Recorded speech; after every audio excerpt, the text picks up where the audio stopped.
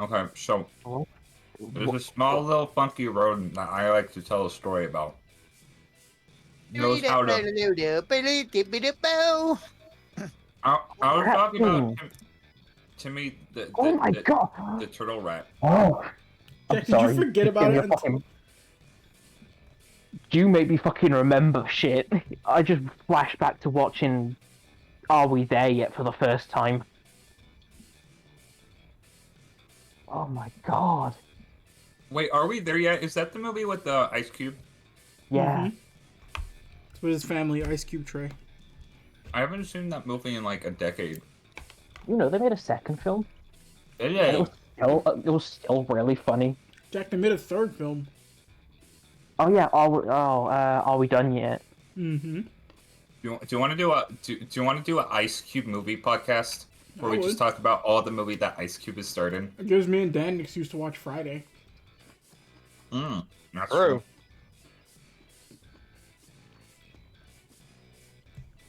Alright, and tweet is going out.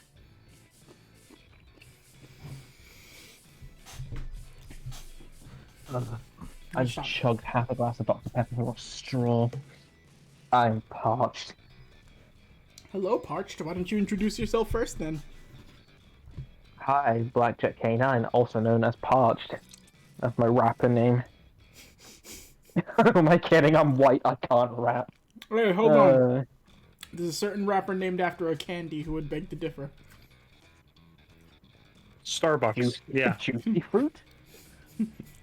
Are you talking about Skittles? If there isn't a rapper named Juicy Fruit, that's a wasted piece of opportunity. Oh yeah, the rapper Kit Kat. Anyway, Blackjack K9, I do art. I'm commissions open. I'm on everything else on the channel, so give everything else a watch because it's good content, and there's a lot of it. So pick and mix like sweet. And speaking of sweet, here's Dan. Aww. Well, thank you very much. Hi, Ninja Games Funhouse. I play Grifter here in Bugs Exposed. I'm also Dice Game Phantasma. I'm in pretty much everything else, including Digimon Knighthood, Oops All Saiyans, Onryo. I DM Deep Nocturne. Looking forward to some of these new projects we'll be talking about too, which is gonna be interesting. I can't wait to actually finish another session for Deep Nocturne. Session of that, to be honest. I gotta get some stuff set that I gotta finish the map. But anyway, hey Chibi! Hello, I'm Chibi Wisdom. I'm very fucking tired, but I was very tired yesterday, and everything seemed fine, so we'll see how that goes. I do art, not as much as you'd think, not as much as I'd want, but I do art. You might see some eventually, soon, hopefully. Yeah, oh yeah, you can find me on Twitter at Chibi Wisdom. I might start opening up commissions, who knows? 50-50 on that. Keep it posted. Fucking Noodle. Hi, I'm Noodle Laser. I play Coco here. I play Kunai and Vile Phantasma. I am the DM for Onryo, which I will be returning to momentarily. My commissions are always open, so if you want to take a look, go ahead and do that. That would be really good. And who hasn't gone? Luis? Me. Hi, my name is Luis. I make music. I just work on another commission. I'm really happy to be back at working on songs. This is. I hate work. Anyways, yeah, I play Selks here. I play the newly introduced manager in Final Phantasma. Everybody clap. Okay, no claps apparently. Okay. I did clap. The I mic's still clapped. the mic's still It didn't pick up on my mic. Yeah, Mike's done. Yeah, sometimes it didn't pick it up. Wait, That's hold on. the- There we go. Wow. see That that? means That works. I think Discord hates the manager as much as you guys are hating him. So I love him. perfect. I'm doing my job. I don't hate him. I fucking You love don't how scummy yet. he is. Listen, You don't hate it yet. Dan doesn't have to worry about the manager. He's got I'm something not else dealing going. with that. That's your Noodle's problem. I'm being accosted by under What? seagulls. Oh, that's a What's that? good name. Why didn't I think of doing that? You know what? That's what they're called from now on. They're the under seagulls. Under seagull. I said the manager is your problem, Noodle. Fuck the manager. He's her problem as of right now. Oh, don't do that. Don't do that, please. Same. Naoki's looking mighty employable. Anyways, next. Hi, I'm Cable Provider, DM for the show what is known as File Phantasma, also known as Across the Sea as Ghost Spookums. Come check it out. It's fun. Oops All Saiyan still exists. It's just one of those things where that's just gonna happen when it happens. But they're not going anywhere. Let's see. You know who I play everywhere. I'm a little bit in everything. Love every single one of you all. And anybody live watching this or anybody watching the recording, you're beautiful. Don't let anybody tell you otherwise. Bye.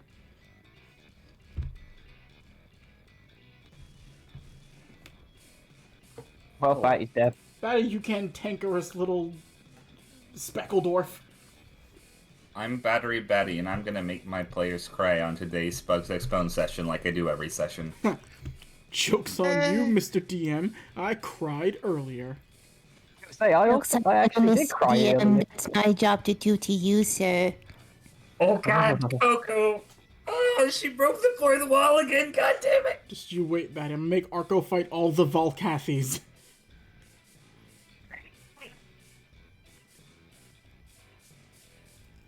Anyways.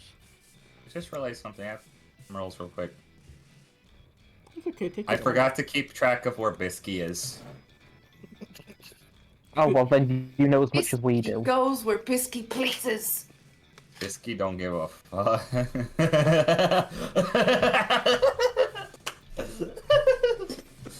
Oh, that's gonna be fun. Just to make sure we can get everybody watching this, if anybody's got a sec, just to retweet the post that I did. Just get as many any observing orbs that are inside of people's heads on it. Oh, on that. That's disgusting. Something.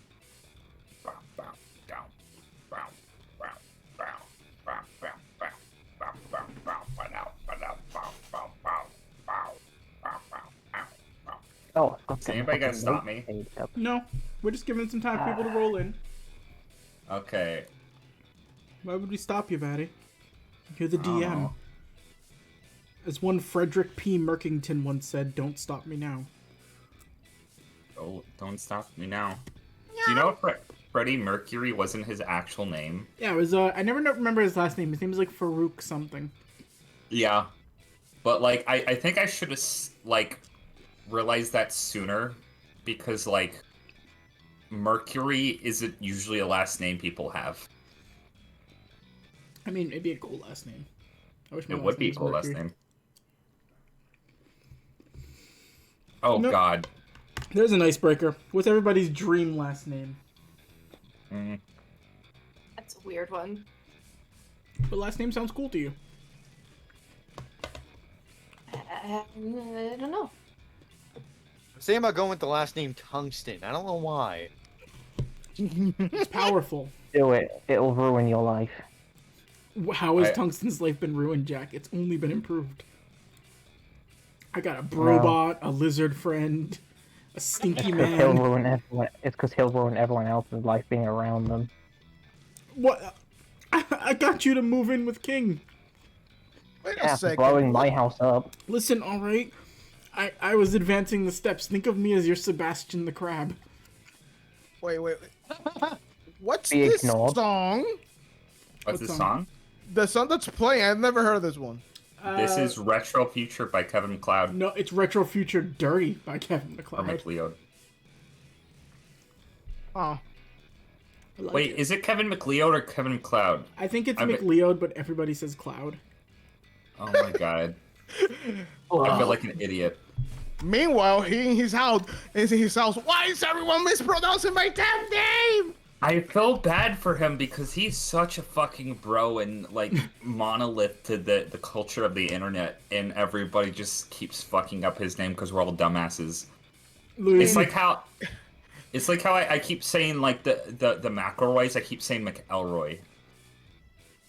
I mean, I'm gonna be honest. Once it gets rolling, you end up not caring. yeah, no, he ain't worried about people pronouncing his name right. He's sitting back there, they can say it however they want, alright? Keep using my music samples, everyone. Cause, like, you know how many versions of my name people say? I would assume a lot. See, I don't know, just because I've always used Luis. I mean, Cable, you say it right, but you have a background in Spanish. Do people That's not call true. Have you ever Luis? seen my grades in school? I have no background in Spanish. Okay, I've been called Luis, which is the most correct one. Luis, Louis, Luis, and that's like, wait, what? I'm gonna call you Lou Reed. It's unfortunate, Luis, because like your name is spelled the same across several different languages, so it has about 50 different pronunciations. Lois. No, the one that says, if anyone says Lois, it's like, wait a second. Hey, Lois. No, if we go to the technical, Luis. Luis. But no one's gonna say it like that because it's you have to speak Spanish for that exact pronunciation. Or have Spanish spoken to you for most of your life. Because I speak one line of Spanish and it's never going to get me anywhere in this world unless I actively need to find a library somewhere. And that is it. Then, Fun Spanish story. I am 50% Puerto Rican and got excellent grades in Spanish class because of my Vietnamese friend named Thuy, who did all my work for me because I didn't speak Spanish. that one that had the source right at his house. Yeah. Okay, well, it saddens me that I'm the whitest motherfucker on the planet and I know more Spanish than you do. No, I was about to say, no, I don't have the data to see if you're the whitest on the planet. I mean, like, Vanilla Ice is still alive. Oh, Yeah, you'll never claim the title so long as he exists. Oh, god damn it. Don't judge me, Ice Ice Vidi. Baby. There are gaps in my knowledge of which I am not aware of to this point. There are things that I know and things that I don't know, but things that I don't know that I don't know. You guys want to start? No. yes. Continue. Okay. Last we left our heroes, Chibi were Countess of the Tell. Heroes is The a last subjective time a term. Bugs X Bones. Some people died, but that's not anything here nor there. That's commonplace. Be more precise, Lo and her gang got fucking murdered. At least, well, two of her Hurrah. gang. One of them survived, sort of. Oh. He fled. Probably pissed himself. I Was that didn't name piss High Top or myself, something? shut up! In other news, a couple of things went down when it came to Tombo and the rest of the gang. I believe it was last episode that Seox got met by some individual. This individual, kind of a scumbag. Don't really know what his deal is. Maybe we'll find out some other time. Less we know, the better. But what we do know at the current is that he wanted to talk to Seox, and Seox said, nah.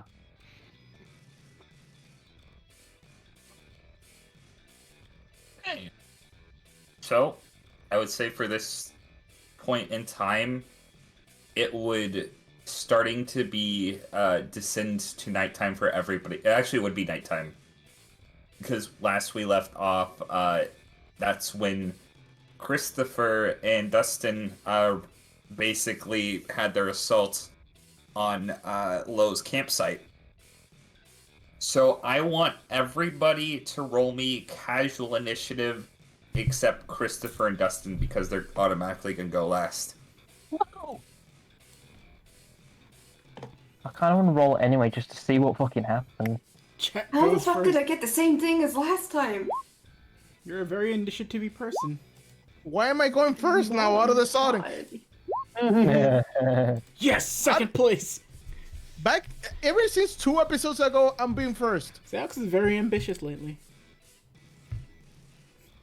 He's been running for his life. Seox had his Wheaties. He's feeling very energetic today. Also, you gotta be a little careful when you're doing the recaps, Batty. Yeah. If anybody's watching the last episode, heroes is a very subjective term. Just say party. The party. My bad. I'm Yeah. sorry. I mislabeled. Let- I've murdered people in Yeah, cold let's- blood. Yeah, you just Yeah, left- let's stray away from that word. That's not for the not best. even like the worst thing you did. Just leaving the person there is the worst. Where it's like he's gonna be wandering through the snow and drop to his knees. I wonder, will I dream? As he falls face first and freezes to death. I mean, fun kid. Wrap up warm. He's on No, Voodoo. He's on this island. He knows what he's in for. Oh, if no. he dies, he dies. He's gonna be holding a pocket knife. He's gonna turn into another artifact. We're gonna finish all this and be like, oh, Grifter, there's one more. Damn it! Now that would suck. Apparently Dustin made this one. Of course he did. Okay. So, at this point, Tonbo, would you have shown Seox? You guys have like gone into the hovel? Yes. Okay, because I have a hovel map. We have a hovel map? Bubble map. Yes. Let me see something real quick. I need to delete something. I found okay. this weird hole in the grass, Alex. Come check out this grass hole. It's not a grass hole, it's a tree hole. So, the giant tree in the middle of the Bulu forest, you guys find a hovel that you can potentially hide out and put yourselves in. You can drag yourself to the tree hovel if you can see it. Into the trees. Can we fit the aminals in here? Here's the thing. Wait. Yeah, no, actually, the snake will be able to get up it pretty easy. Oh, so Dumpling's the only one who can't get in here. Dumpling, roll, nature. 18? Okay, so you learned of a way to climb the tree without hurting yourself, or at worst, hurting yourself minimally. The giant split-pace python has very hard scales and is used to slithering up trees. So it can kind of wrap its way around branches and kind of get to this hovel. You will have to probably roll an animal handling, because it's not fully tamed, if that makes sense, but it still likes hanging around you guys because you're nice to it and you feed it and you're warm. But if you want it to come up here, you're going to have to roll an animal handling, but you can probably, just maneuver its way up and not get harmed by the razor sharp bark. But your little dumpling, and by little I mean little comparison to the giant python, doesn't really have any tools or equipment to climb this tree. I feel bad leaving her out there by herself. It's fine. She can just sleep in front of the tree for now. Okay. I want it known that I'm sleeping closer towards the entrance of the tree so that if I need to get to her quickly, I can. Okay. I worry. She's still a baby. Noodle, do you want to put yourself on this map? Noodle I can... don't know. Do I? Give me a second. I thought I wasn't going with them. Yeah, you are. You're with us. I thought I was going. I thought I was like gonna wait for the others to show up and just be like, "Hey, yeah, we're all just going here." if you want to do that, Noodle, you can. No, I think... That's what I was gonna do. No, Noodle, are you referring to when I go look for the dragonfly? Yeah. That's tomorrow. Maybe. This is still the night. Oh, I see. Okay. Yeah, this is towards the night. So this is like Let me see. your turn before you go to bed.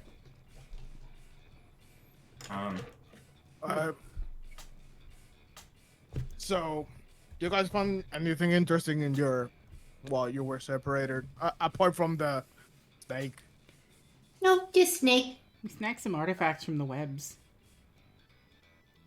What webs? Oh, that's right, you weren't with us for that. We got teleported through weird Nen webs, and that's how we all ended up separated. But we found a couple artifacts in there. I found a shoulder pad, and... Coco, did you grab anything? Fuck, I did grab something, didn't I, Batty? I don't remember what it was.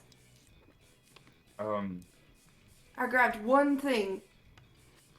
Grabbed the thing. That's right. It was I think it was a ring. Yeah, it was a ring. Yeah. I think so, anyway. We got this weird ring. Well, maybe it'll summon another slug. Oh, right. So I'll just start patting him. Where the hell is that thing? He hasn't summoned it. He hasn't desummoned it all this time. It's just been, like, slithering around you. I mean, mine's red somewhere. I don't know. It just does what it wants. Anyways, I found 2 artifacts, which I plan to use them fully Hey, in nice. some Well, way. at least we're collecting some stuff. It feels like we're getting something done. And there's an island that when the party's back together, I want to go. I know that I know something tells me there's something there, but I just didn't want to be alone there. Sounds fair. There's It's a fair thought. There's a lot of dangerous stuff in the area around. Oh, before I forget, we got scout buns walking around. If you see people in yellow suits, don't go near them. They don't have faces, and I saw them shove a whole person inside of a suitcase. Why are they doing that? I don't know, and I don't know if they're made of Nen, but Why is this getting more complicated by they're the really second? creepy. I don't know if... Hopefully they're the only thing in this area. Oh, at least I got these 2 things, and I show the 2 artifacts that I found. Yes. You guys didn't run into anybody on your way over here, did you? Yes. Wait, who? A group of 5. What's it, 5? There was a group that wanted to talk to me. They knew me by name. Well, that's never good. They stopped me, said they wanted to talk to me, and I was like, nope, bye. And I kept running. Well, we'll probably have to deal with that soon. Did you see anybody else on your way here, Seox? Yeah, crazy lady we really want to kill. Anybody else, Louise? And I roll a history check to see if I can figure out who this crazy lady is. Eventually, yeah. Historia 24. Is it that one old lady that was with the, that guy? Oh, you mean Darrow? Yeah, I forget his name. The one that throws the bowling balls and stuff. Oh, great. The one that nearly murdered Grifter. Yeah, that's the one. And I didn't saw a person. Oh yeah, I saw a person, right? There was I think the person that someone told us to not go near. The one with the energy balls going around. Oh, Darrow's emitter. Yeah, that thing's scary. That thing's freaking scary. It can't go right through trees without in the budging. So, Maybe if they get close to each other, they'll take each other out? she won't stand a chance, I guess, that thing. I mean, they're on the same team, though. Do they? They both came with Darrow, so he probably won't attack her. Maybe he'll take out the yellow-suited people. I mean, remember, that guy left the team before we fought them, so probably they're not in the same team. Just trying to have Air a quotes. little morbid optimism.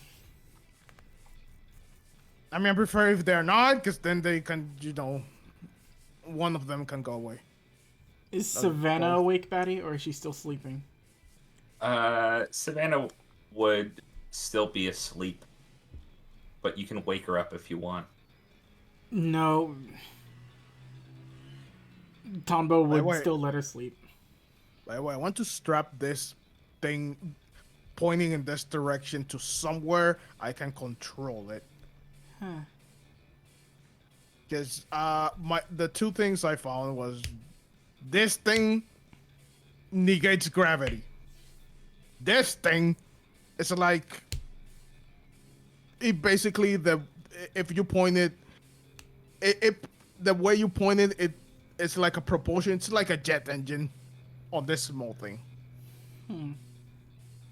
So with both of those, gravity and propulsion, you can basically fly if you want. Huh. Well, I'm hoping I can work on that tomorrow, but let me see what we can. I'm sure we can figure something out with this. We have a lot of artifacts. Maybe we should start trying to make sure we know what they all can do. Yeah. Oh, by the way, the island I went to check is full of monkeys. Now, you know why I didn't want to stay there. Oh no, I understand. You had a turbulent relationship with a monkey once. He betrayed you.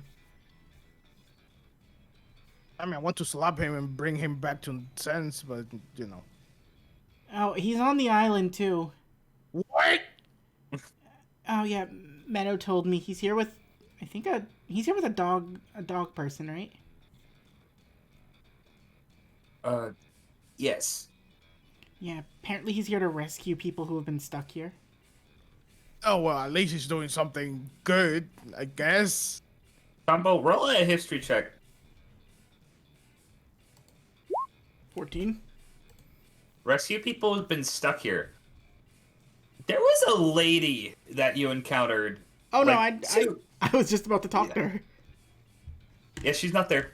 Wait, why isn't she here? Well, you look down, she's not there. Oh god, where's Diana? Oh. Hold on. Tombo's gonna stick his head out of like the sort of like entrance and see if he can spot her without calling out very loud. Roll a perception check. 22.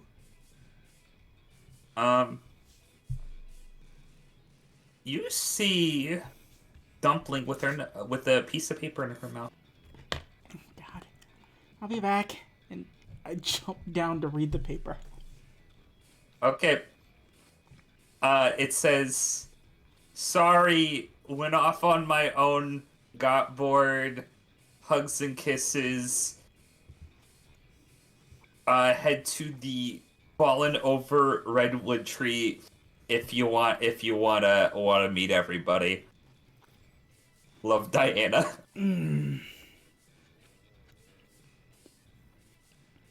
Alright, Diana left. Did she leave with anything important? No, I'm pretty sure she didn't. She's not dangerous, Seox. She's just kind of... Let's use the word flighty. You know that I'm gonna doubt out of everyone we find in this island, you know that. Roll an insight check on Tombo, Seox.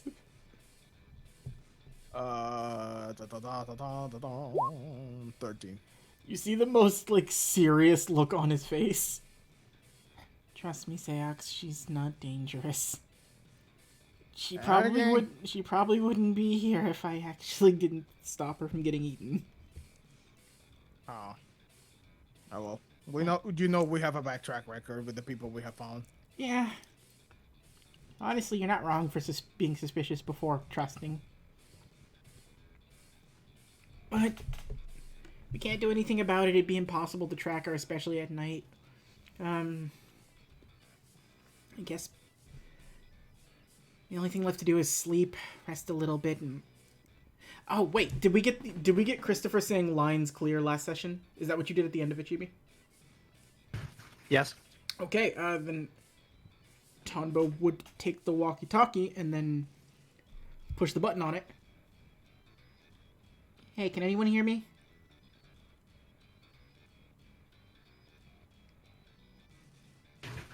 Go ahead. Alright, Christopher, I can't really specify where we are. I don't want to give it away just in case. But if you're looking to have Dustin regroup with us, you're pretty good. You're pretty good at the. Where would you go if you wanted to get a good lay of the land?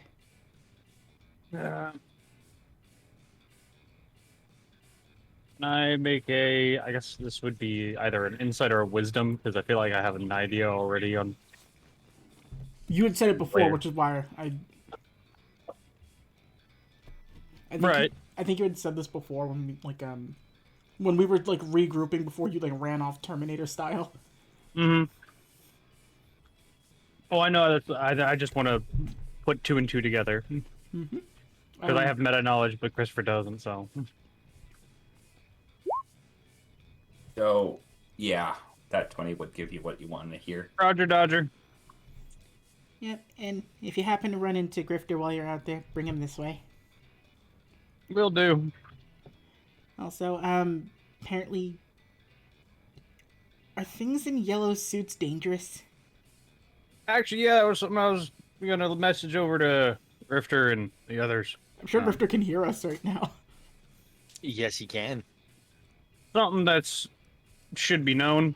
There are people on this island who are currently wearing yellow suits and do not have faces. They will attack and kill people, and then stuff you into a briefcase and walk away with you. Christopher, roll a history check. All right. 7. I'll give it to you. They didn't kill the person that they put into a briefcase. I know. I'm saying they will kill you just as a deterrent.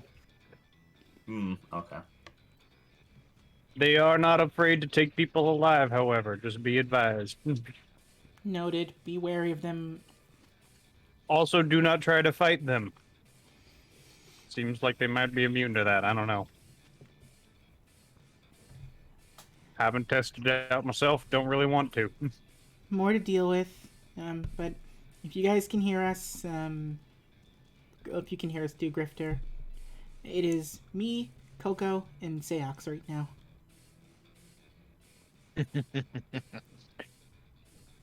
Glad to hear you're all together. Is Dustin still alive?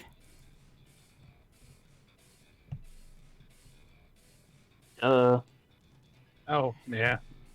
He's alive. Just patching him up right now. Oh, what'd you guys get up? Tell me later. I'll tell you later. Alright. If anybody does get lost, at least if we have this level of communication, I do have the thing. I might be able to help you out. At least as much as I can. Understood. Alright. I'm gonna rest for the night. Alright. Gonna keep airways clean anyways. Make sure you only use comms when you absolutely need to. Alright. Hopefully see you guys soon. Over and out.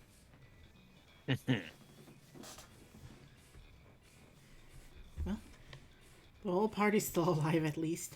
Now it's just a matter of getting us back together. I hope you don't mind me asking. Does that include my compatriots? If we all got split with someone, and Tombo's gonna look at Diego real quick, just to like, real serious. Just so you know, too, Diego. Don't mind asking. You all were very nice to us. Don't really blame you for anything that's happened. If it means getting everybody together, it means getting everyone together. Okay, I was just making sure. No, don't even worry about it. By the way, just letting you know, I got more than just Dustin here. Wait, who's with you? We got ourselves, because I'm terrible at remembering names. Slappy Bingo and and Tom. Anito. We have Danny and Murder Clown. we have Bingo over here, who's currently laying on the floor. He's getting patched up as well. You're doing good, buddy. Alright, big baby. And we got Anito over here. I like to call him Glasses because that's exactly what he is. who has actually pulled some significant weight all of a sudden. Some ball. I nearly died! But you did, and that's what mattered. Alright, perfect. Grifter, is anybody with you? Well, actually, yes. We're all managing to stay alive over here. Leanne's here, the mysterious Mimsy. A rather intense-looking bunny with an afro. And believe it or not, TL. Wait, why is TL here? I asked the same thing. TL, why are you here? It was an accident. I tripped and entered the Blue Empire with an item on accident. Guess who stole a spine piece from his uncle? You hear just like his voice kind of quiver. Your uncle is one piece of work, TL, I'll tell you that much. I told you guys not to avoid him at all cost. He ambushed us. Ah, well, okay. Never mind. Your uncle's a dick, but he's hot, so I can forgive him. And cold. Grifter, where You are got where that joke was going. Grifter, take it. All right, take- I'm take a turning this lap. off now. Take a lap, Grifter. Wait, no. Diego's just gonna start rubbing his chin. My ex said the same thing about me. Diego, you go take a lap too. Okay. You notice that Diego's been spawning bunnies also that have been just like systematically like jumping out of the tree. Are these scout buns? They're all scout buns. Aw, do they have little like camo vests on? Yes, and binoculars. Aw, binoculars. Yep. Otondo, Eh, you said you had a way of possibly meeting up once you found something. I think I might have told you that out of game, Dan. No, you said it over the channel. Like as soon as you get something, you'll be able to try to find everybody. Did I say? Oh, I don't even remember. I You just completely, said it like 2 minutes ago. again, spaced out completely on that. I told you I don't really. Tombo disassociates from cable sometimes, Wow. but yeah, it might be helpful, but I have to see how it goes first. Well, I'm not gonna give up my exact location because you never know who might be on the comms. But if you want to find me, remember how we did Biscuit's 10 training? Wait, did you leave the island? No. Remember Biscuit's 10 training. Roll an insight, Grifter. Okay, it's not my bad. Think with your heart. 19. Tombo knows he's being facetious over the line.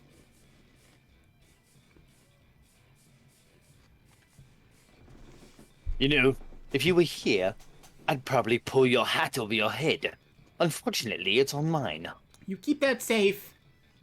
Of course I am. Well, at least Do you think I'm gonna let any harm come to this? it's with someone I trust at least. Hopefully we'll see you guys soon, but we should probably sleep before. It's better to use time when we have light to see what's going on. Light for you, dark for me. All right, Hot Topic. Just kind You know, of. this would be the time where they actually still had goth stuff. But see you soon, Grifter. You will take care. All right, we got Scout Buns. We got a Seahawks and a Coco and a Victoria. I think we'll be okay. Here's hoping. Diego says, sweating slightly, he actually did take a lap around the inside cavern of this tree. Oh, now I'm sad. So, are we cool with the clowns? Oh yeah, they're good. Sounds like Bingo and Anito helped Dustin out with something. Seems like they got hurt doing it too, so I'd say we're good with them. They're nice people. Wait, I just thought of something. If Bingo and Nito ended up with Dustin, and then Mimsy ended up with Grifter, what happened to Moxie? Yeah, what happened to her specifically? No, she'll be fine. Out of everybody who could survive by herself, she can do the easiest. She just chucks people across the island. Yeah, Very- no kidding. Very fun. Oh, sorry about that. Maybe if we just watch if anybody's getting thrown across the island, we'll know where she's coming from. Is a good point. Aren't you going on an expedition tomorrow, Tombo? Small one. More. Call it an expedition. It's more of a potential way to help us compete with things on the island a little more. Well, keep an eye out for flying people. Can do. We should all. Oh, Seox, since you weren't here when we got the message, but Bisky wants us to practice our Nen, like start working to keep 10 active more. Think it's good if you, me, and Coco really work on that. And up. How so? Basically, make it so that we can't get hit easily anymore. I think she has. I don't know. It's probably one of those things where it's like, you'll figure it out when, like, trying to explain is probably harder than just trying to figure it out. I don't get Bisky anymore.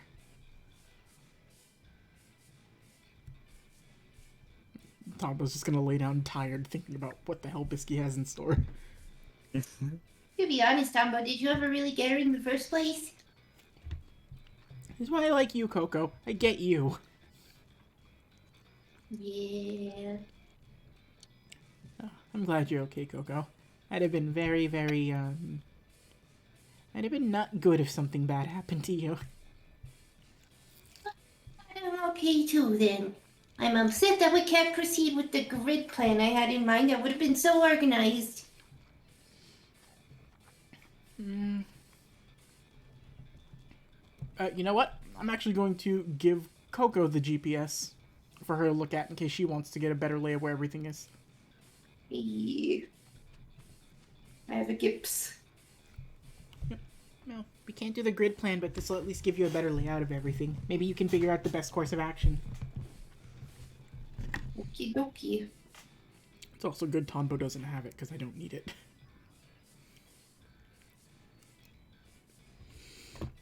Hey. I guess we all go to bed? You go to bed. We're gonna jump over to our little friend in a second. Hold on. I need to make something for this map. The Adventures of Monkey Magoo and his best friend Pooch? Yep. We are going to go over to Grifter. Find the fucking... Oh my. Oh, here we are. Okay. So, very importantly, since in particular my group was waiting for nighttime to travel, so we gotta rest. Yes, you got a rest. You can put yourselves on this map just to get a hold of who's here. Actually, if you're gonna start traveling, I'm gonna just bring you to the desert map. No, okay. Like, cool. So yeah, you, TL, Mimsy, Leanne, and Bun Dynamite all arise in order to travel the desert at night. Yay, hit points are back. Does Bun Dynamite recover HP? Yes. Yay. Bun Dynamite. That's the thing that I need to explain about Diego's Nin ability. The reason why it is so potentially overpowered is, one, most of the buns are very weak, and two, they act completely independently of Diego. So Bun Dynamite has his own HP pool. It recovers on its own. Everything's set. Did that long rest also come with taking away that exhaustion point? Nope, your exhaustion point's still there. Well, hell.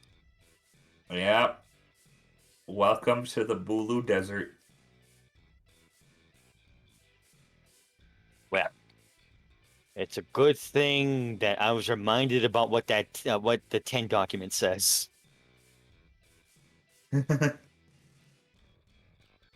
Um, so,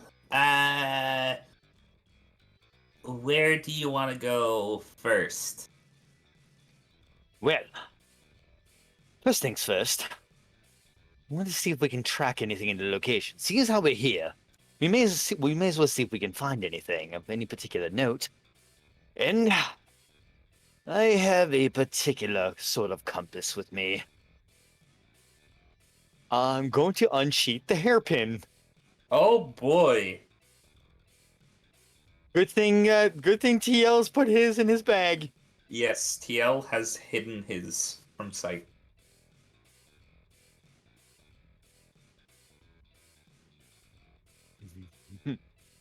Okay, so are you taking out the hairpin? Yes, I want to Yeah. see if I can, cause out of character, I know that there's a temple in this desert. So, Grifter, you take out Yes. the giant's hairpin. You see the moon overhead, like, start to reflect on little sparkling pieces of sand, making, like, the desert light up with specks of bright purples and blues and whites. And you aim your sword, and similar to a dowsing rod, it like starts vibrating it, and it pulls you along the edge of a gorge that you guys learned about last time. You guys start walking a fair bit, like, close to this gorge, not too close, because the last time you were, you know, traveling along a gorge, it didn't turn out well. And as you're traveling along the desert, you encounter what seem to be rock formations, like these sort of round islands of rock just kind of scattered in the desert, like fields and fields of these giant rocks. And as you travel along, I'm going to roll and see if anything happens. Okay.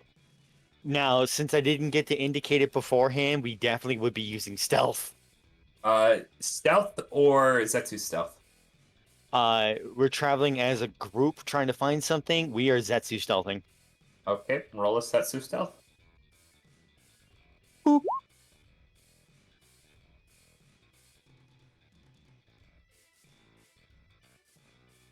What did you get? 23. 23. That is not bad. Perception. 21. So, you can't help but think of Tonbo as you're going through the desert and holding it onto his head. You are walking along, and you keep seeing, not in the on the rock islands of the desert, but in the actual sand, you see these little kind of funnel-shaped holes. After coming across enough of them, you notice that there is a giant, like, not a giant, but like a stag beetle that's probably the size of, like, maybe, like, you know, like a shooter, like a marble shooter. Oh my. And it's just crawling along, and it accidentally gets its arm stuck in the funnel, and you see it drag underneath instantly. Well, that's not fun. Roll a nature check. 20. 2020. Wow. Okay, I'm gonna give this to you.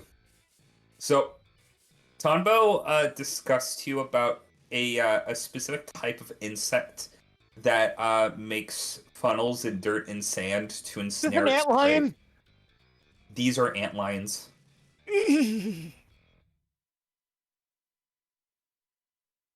Okay. Well, at all costs, avoid the antlions.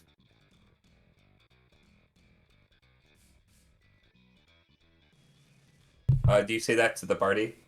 Yeah, I'm like whispering it to all of them, like, do not Wait, go near them. Did you say antlions? TL says as he's loading up his camera, and then like Leanne just puts like a hand on his like his arm. Oh yeah, I probably don't want to give away our location with a flashing beam of light. Yeah. I'd rather we didn't get sucked underneath the sand and became skeletons. Yeah, it's also a good point. So, you guys are traveling throughout the night, avoiding antlion traps for the most part until eventually you see the sun start to rise. This is over the course of several hours. And I think we should switch to Dustin. Hey.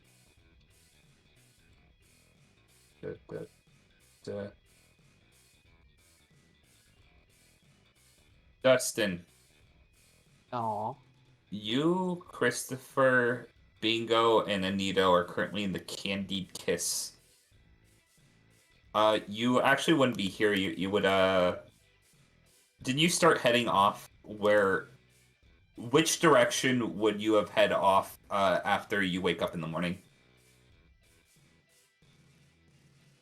Well, best thing to do is start heading south.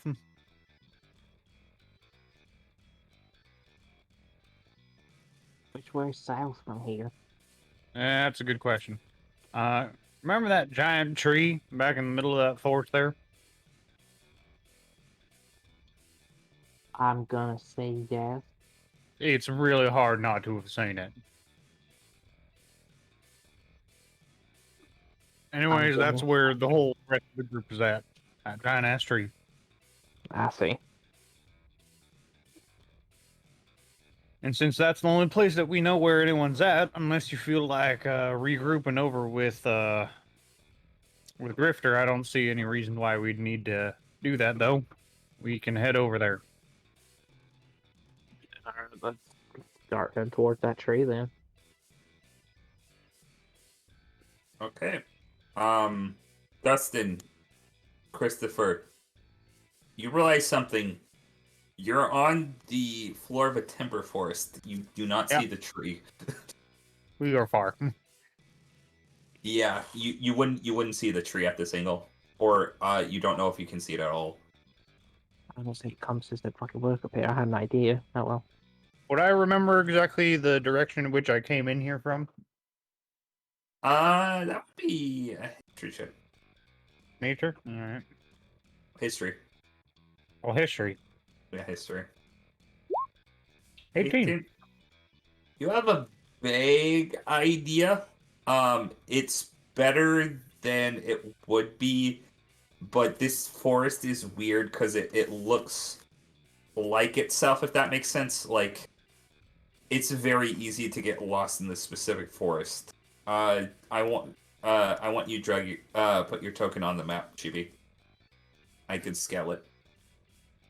But you realize this forest is very, very, very kind of like monotonous and looks the same, but you do kind of have an understanding of.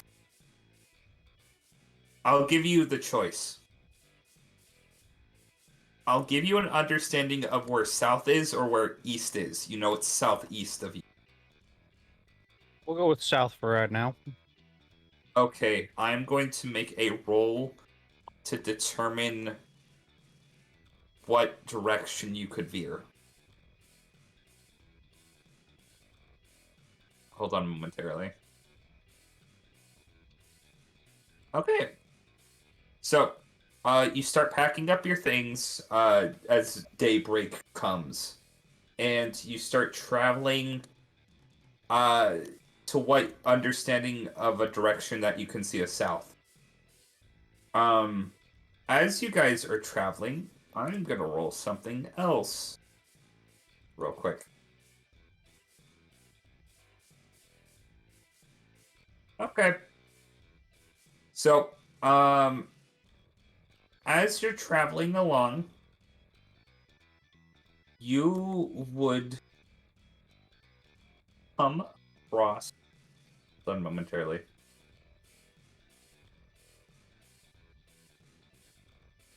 So, you basically, at this point in time, would start to notice that the snow that is kind of descending down this forest is starting to pick up the pace a little bit, and it quickly turns to hail. Well, shit. I want everybody to start rolling me Constitution saving throws. Specifically Dustin and Christopher. 17. Okay. Oh. 18. Okay. You both take 1 point of cold's damage. As you are traveling along, you realize that you're probably going to need to take shelter or else you're going to keep taking damage like this. Well, you people need to stop and eat things like lunch, right? Eventually, yeah. You know, Well, like humans do. how long have we been moving? You've been moving probably a couple hours.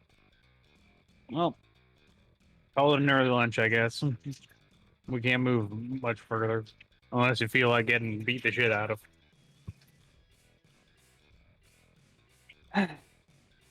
Oh, I got an idea. I'm gonna call up the store. I'm gonna get inside and I realize that I have something for y'all. Call it a victory present. Tito just sneezes. Okay, runs inside. Okay. I'm Bingo gonna doesn't. Bingo does not give a fuck, but he is walking inside nonchalantly. It Better than already getting- has a cold. It's only getting- been a couple hours. Jesus Christ. I'm gonna go inside. I'm gonna go over to the kitchen and grab a little gas powered I guess it's like a torch thing. Grab a pot. So I found something while I was over in their was it York New with Tombo. Apparently there's some of them stores are selling something pretty new. At least I think it's new. You familiar with instant noodles? I mean, I'm pretty sure everyone on a budget is.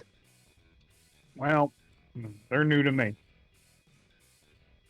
I have been there many a time, unfortunately. So I got some instant noodles from the store. Figure we can have them now, I guess. It's better than eating nothing.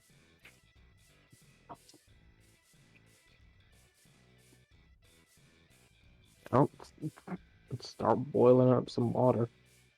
All right. So I guess we're just gonna eat instant noodles. So, Okay. so Roll a survival check. 14. Okay. I was gonna say, This we're is already not- heating water. Yeah, this is a very low DC It's because not difficult. yes, this is survival check in the thing of like you guys are being slightly inconvenienced to what you're normally used to. Like not really hardly any, but you fix some they're instant noodles. They're just fine. But they actually go down really easy considering how cold it is outside. It's nice to have something warm when everything is freezing.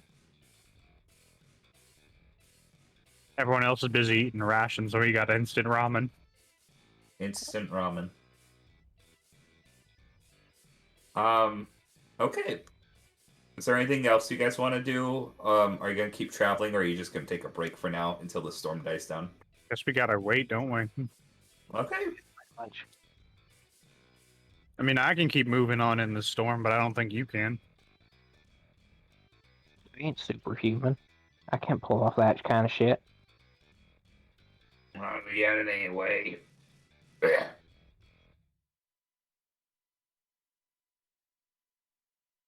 I'm sorry, I understood none of that. Said, not yet. Actually, I got a question for you. This is kind of interesting. You said you can accumulate damage, right? Yeah, think of me as, you know those rubber clown dolls that you punch in the face and they come back at you? Yeah. I'm a living embodiment of that, basically. It's Can you very accumulate bad. infinitely? No, eventually I'm gonna go down and die, but I mean, like, can you just keep accumulating as you're going on day by day? no, it wears off at a certain point. Oh, damn. It would be useful if you keep doing that. Yeah, well, this ability isn't meant to make me the most powerful human being on Earth, because I don't have time for that.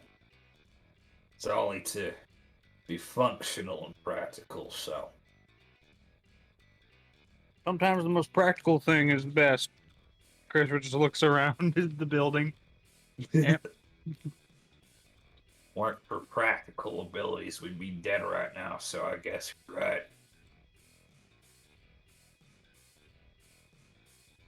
Not that flashy stuff Diego does. Where's Diego guy? I guess you could say he's my current boss.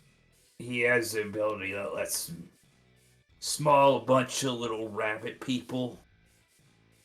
I mean, very useful ability, don't get me wrong, but unless if he goes to really, really great lengths, they're not really that helpful in a fight or a I mean, they are just survivalist rabbits. situation. Yeah, Can you cook and eat them? nope. Oh, well then. Some of them, you know, he can use for almost any purpose you think of, but you know, they're not really that good at anything, to be honest. Except the scary ones, but you know, again, Well. takes a lot out of them. Well, you throw enough bodies at someone, eventually they'll topple over, right? That's the idea. It would be a lot more useful if he could do it faster. Oh, you can't?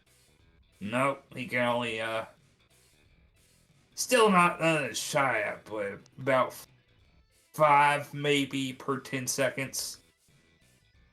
That doesn't So- sound great. No. Thing is, you know, him once they go down, so. Do they last indefinitely until they're killed? Pretty much. Oh, so you can make a bit of an army, I guess. Yeah, it's true. But considering the superhuman freaks we deal with on a daily basis. I mean, figure if your boss was a little bit smarter, he could just make an infinite number of them and just send them all out throughout this entire place. Yeah, that's what I told him to do, but, you know, worried that they're gonna rise up against him or some shit. Which, you know, some of them don't like him, so I guess that's a valid possibility. I suppose, but at the same time, Imagine getting torn apart by your own army of bunnies. How embarrassing that would be. I'm guessing your boss is a bit of a pushover. Well, I didn't want to say nothing. He's a nice employer. Well, if it pays well, I guess that's all that matters. Yeah. glad he ended up with the nature boy and crazy little girl. I don't think he would have survived if he ended up on his own. Yeah, it's better that way, I suppose. Yep. Who knows? Maybe Coco and Tombo can get him nut up a little bit. I mean, we can do that. Neato. You know, anything's possible. That's right. You're doing a great job, boy. Thanks. This is good ramen, by the way. It's instant. It's still in my mouth. Sniffling.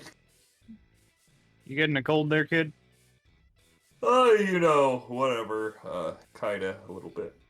I ain't good. Slurp that whole thing down. Say no more.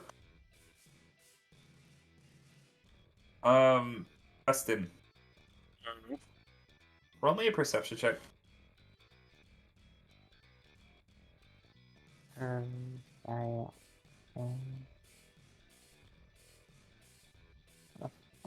21. As they're having this conversation, you you're eating. You decide to look out the window, and through the fog and the hail, it's not too close to you, but you see the shadow of a humanoid figure in the distance, but it's over the tree line.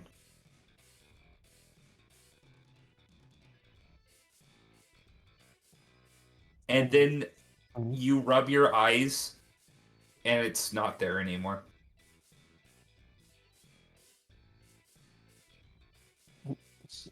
Pulls out gun and points in the direction it was. We have company.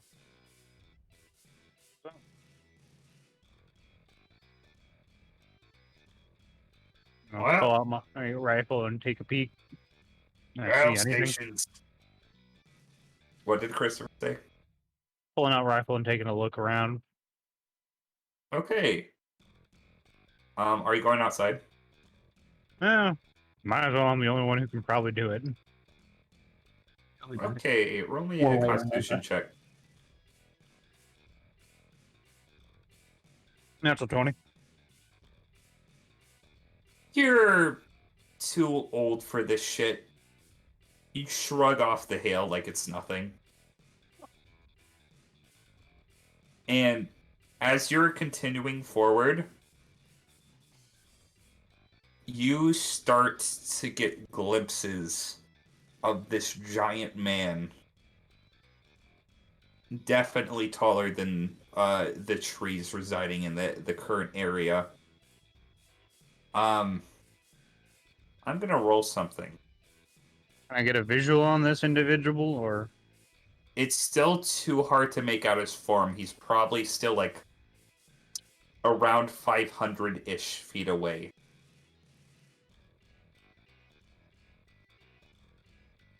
Alright. Gonna head back inside. This individual is big, that's alright. About 500 feet away. Can't tell if they're hostile or not. But keep your guns at the ready just in case. I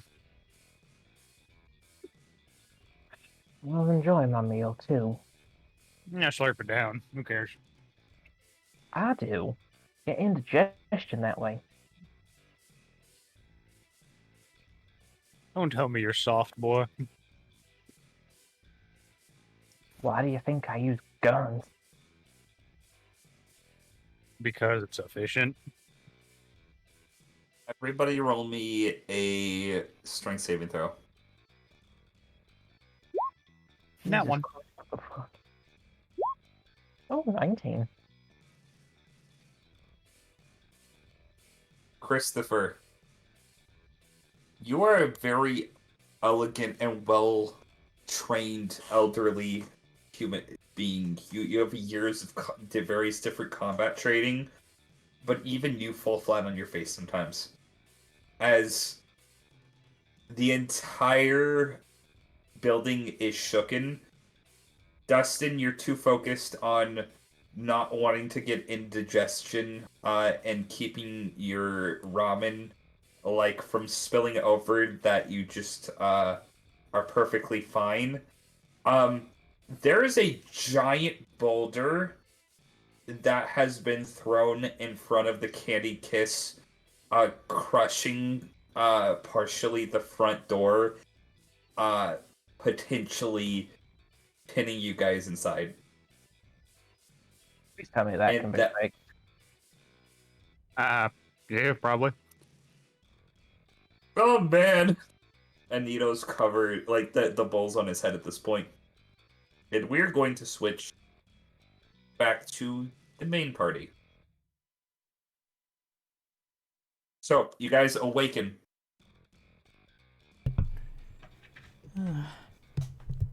Dreams of Satchmos in my head. That's not what I play. That's what I want to play. No, that's for later when we get to the cannolis, Matty. The kombuchas. Okay, you guys wake up.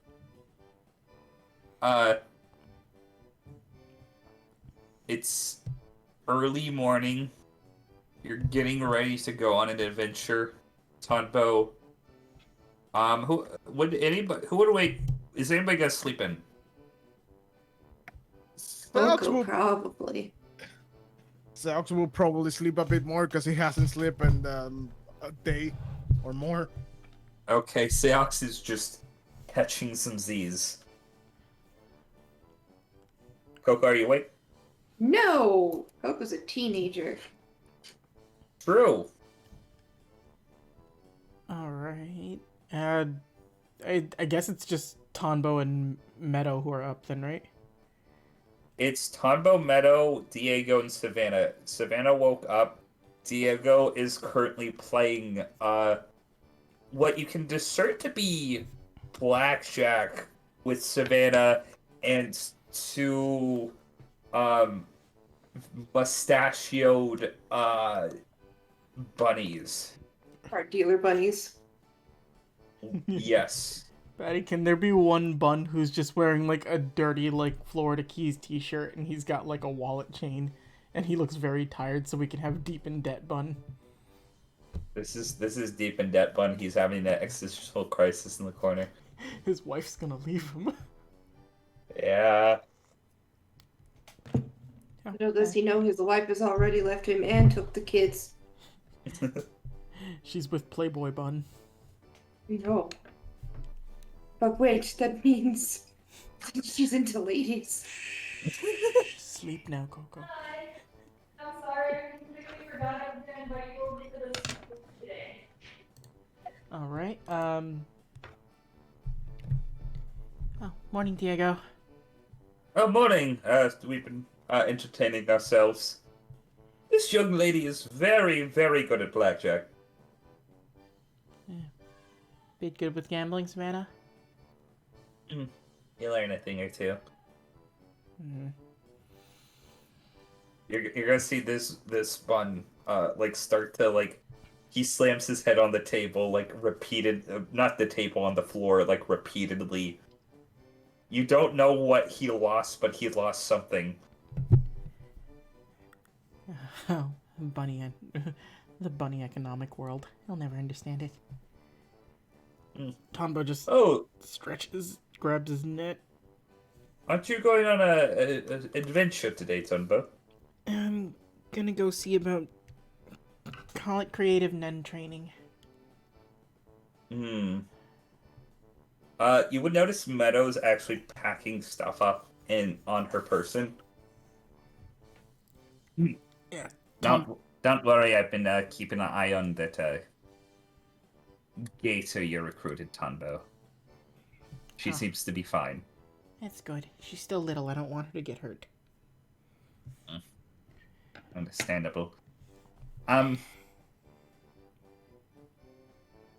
you want to wait and say goodbye to your friends, or do you just want to head off? I mean, If I say goodbye to them, it makes it feel like this is me marching off to my death. Fair enough. Uh, I guess that makes it a promise that you're going to come back then. well, that one goes without saying, but yeah. And, Diego, if you guys need me or we don't come back for whatever reason, due to some sort of nonsense that I expect on this island by now, Dumpling Yes? should be able to find me. I'll make sure she knows to, like, be good while I'm gone and help you guys find me. Oh, you're leaving your alligator here? Yeah, I don't want to take her through the forest. Oh, well, okay. I'll make Savannah feed her. I'm not getting near that thing. It's fun to ride on, but very sharp teeth. I will look towards Savannah. Savannah, you don't like handouts, right? No. You want a job? Yes. You watch over my Please. gator till I get back. I'll pay you for it.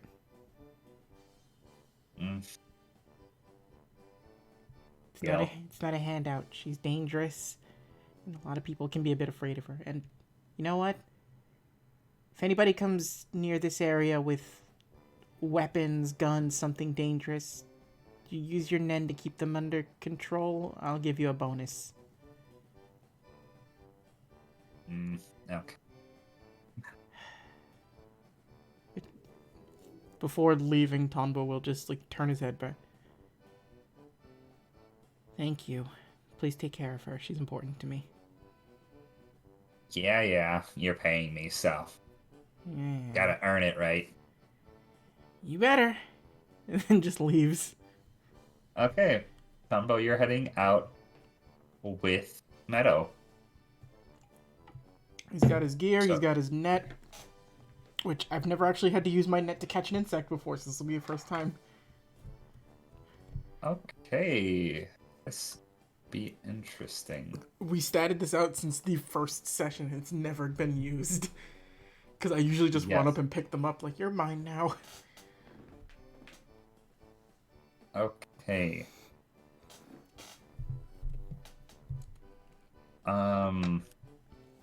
Yeah, let me roll something. Oh, quick. retroactive, if you don't mind, Batty. I would have left a note. Just making sure Seox and Coco know what Tombo's going to do. And specifically, using the GPS, would Meadow have been able to give us, like, a location where we're supposed to go? Yes. So I would have, like, basically, through some sort of means, made sure that they knew where on the GPS to start looking for me if something goes wrong. So that way I'm there's gonna no mark it. question about where to find Tombo. I'm gonna mark it in yellow. Ooh.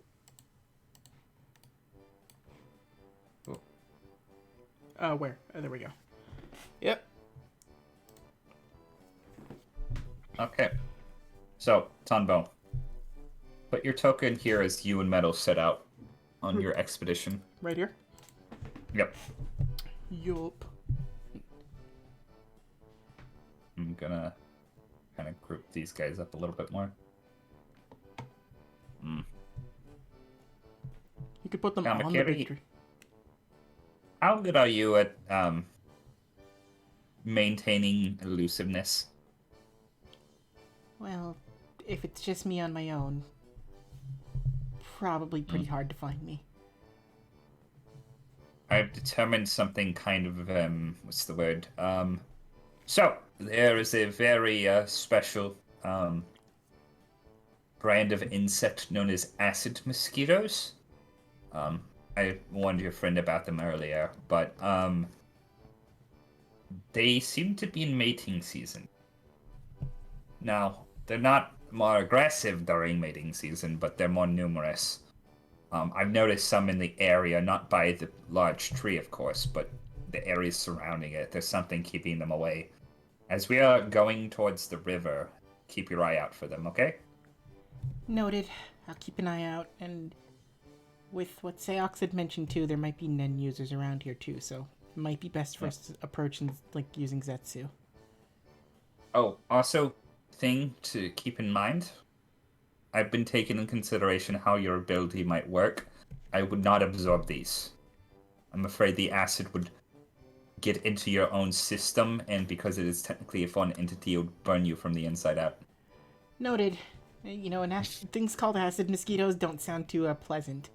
Although I would be lying if I said I wasn't curious to learn a little bit more about them. Well, there's plenty time for learning. Just not right now.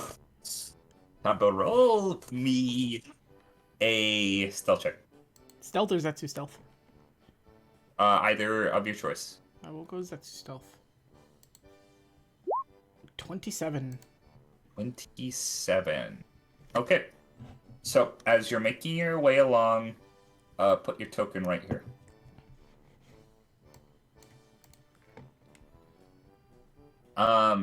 You start on walking, and similar to how, what, Meadow said, you see these large mosquitoes, with, like, normally you would see, like, blood in, like, their thorax, but, these clearly have, like, this brownish, yellowish, thoraxes. They range in size from, probably like the size of a normal mosquito to the size of dogs.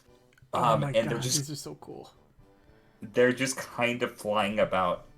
And you and Metal are making your way around, kind of hiding in the brush, staying away from the tree lines and making yourself too noticeable. And you actually do see one of them jump a boar and start to consume it, so to speak. Burning it from the inside out and then chewing on its corpse. Not chewing, like sucking. It basically liquidating it is the thing you need to take away from that. Tombo chuckles at that slightly, seeing it, and just thinks to himself, if Grifter were here right now, he'd be saying, "Oh, Tombo, can you figure out a way to get the acid from them?" Your friend sounds like he needs to go see a therapist. He needs to for multiple reasons, but none of them are his fault. Okay, well. I guess we can't all be perfect. Like me. She's just gonna chuckle. He'll laugh back at that too. And then, as just still looking around. Aside from things to help with Nendo, Meadow, have you seen anything else that's pretty interesting on the island? Well, off the top of my head, counted quite a few. There's, these, giant... So, do you know woodpeckers? Yeah. How they feast for insects. Mm-hmm.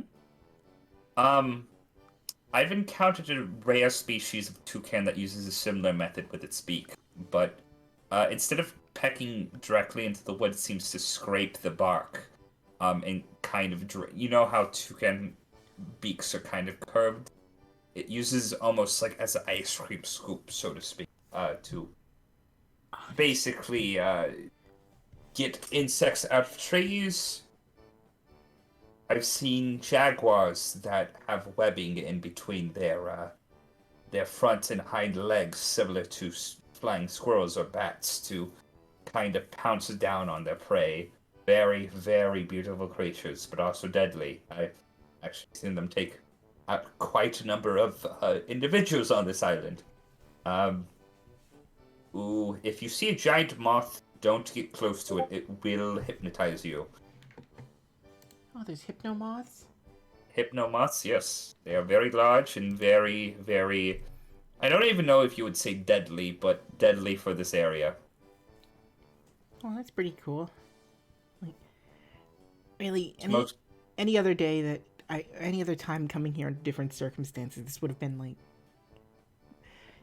really, if people weren't out to kill me left and right here, this would have been one of my favorite places to visit.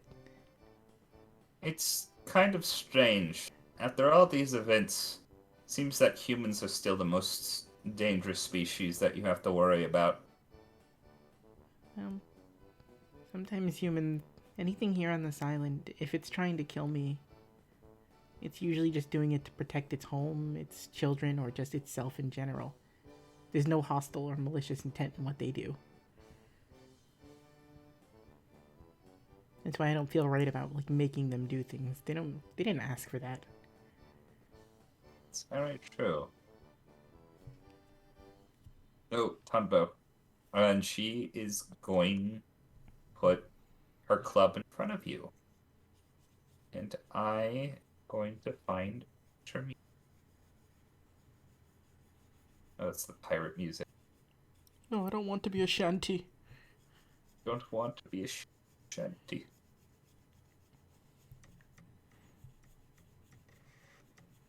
Tunbo. Mosquitoes. Mosquito.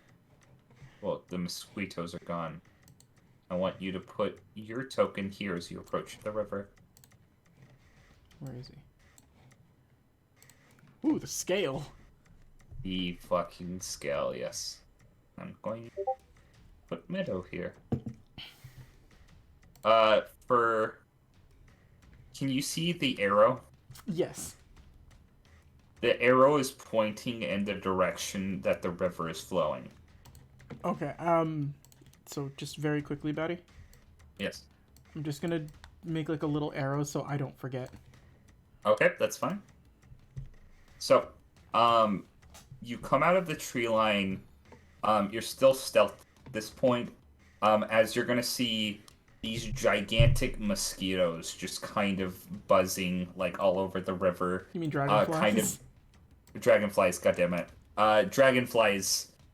They kind of have this this bright golden, kind of shiny carapace with glowing blue eyes. Kind of in the same shape as the artificial ones that you saw earlier, but these are obviously more natural. They are in hunt mode right now, and they're diving to get like these large river fish that you see that they're carrying away off to some unknown location. Some of them are just buzzing about.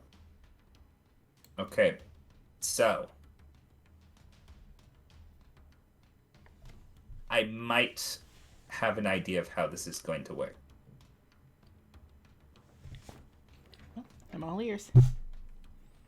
From what you've told me of your ability, it might be too cumbersome to try to absorb something that's biologically larger with you, even if it does have a supreme, or not supreme, a very, very small intellect, small brain.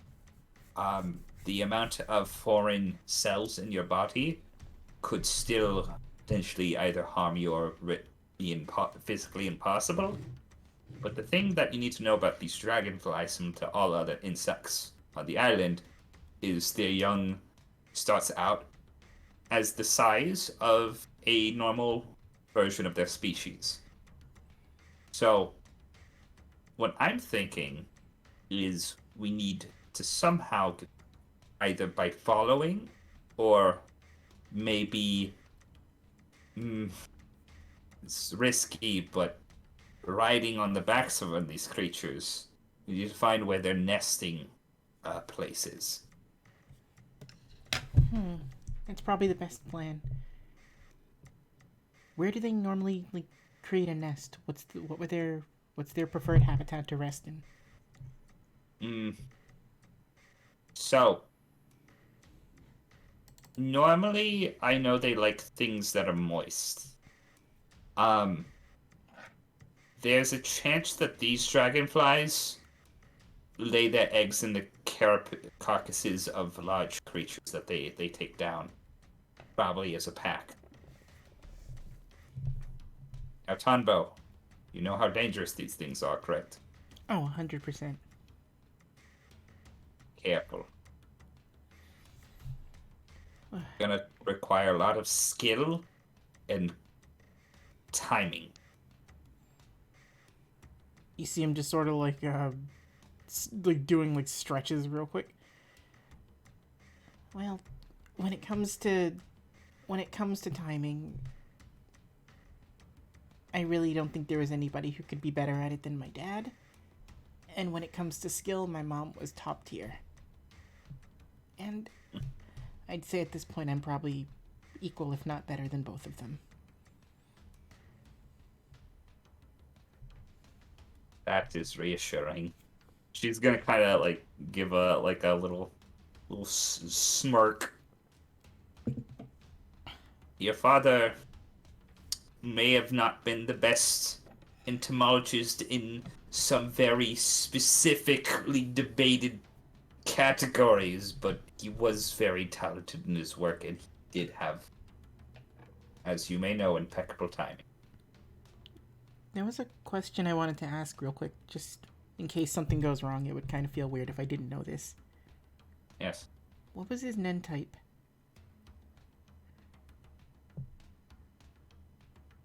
He was a manipulator like yourself. Hmm. Huh. Guess they're not I so can bad. tell you what. I can tell you what he did. What did he I'm do? not just. And she's like trying to think of how to put this to words. So, I wouldn't normally agree with this method, but I would be lying if it wasn't for the best.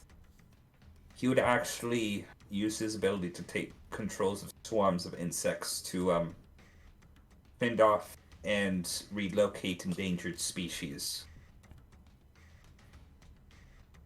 It was a forceful method, and he meant well by it. I know you probably might have some qualms with the idea of taking control of another creature, though.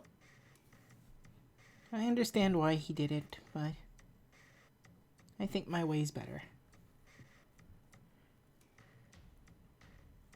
What? You ready for this? Is anybody ever ready for anything? Nope. Then let's just be ready for it, and Yeah. I like the idea of maybe following them instead of trying to ride on their backs directly. Seeing where they go. Okay. What would you have me do, Brady? Onbo. Actually, wait. I have something I would do for this. Okay, what would you do? So, I'm gonna wait, Batty, until they're hunting river fish, right? Yes. I assume when they grab the fish, they fly off. Yes. I want to put Hunter's Mark on one of them who's got the fish, because they're probably bringing it back to the nest. Okay. And as long as it has Hunter's Mark on it, I can follow it. Okay. So, don't you have to get range to do that? I will get in range. Actually, Okay. wait, is there even a range on it? Let me see. I'm double checking right now, but that is the... I have to be within 90 feet of it to do it. Yeah. Do you also, like, correct me if I'm wrong, don't you have to do, like, a point of damage? No. Hunter's Mark is just something you cast as a bonus action. Okay. Yep, so it's a concentration ability up to 1 hour. All it has to be Yes. Creature within 90 feet of me that I can see. I mark it, and then it would deal an extra 1d6 of damage if I hit it, but I have advantage on perception and survival checks when I'm trying to find it. So if this has Hunter's Mark on it, I will have advantage trying to track it down. Okay. So just go for one of them that's got a fish and that's making its way back. I will say from the farthest one over here.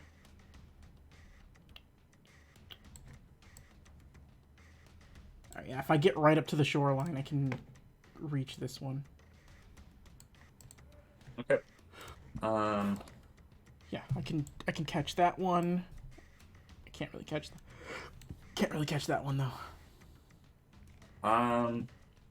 Tonbo. Roll me another stealth check as you're doing that. Does it matter stealth, or would Zetsu stealth be okay?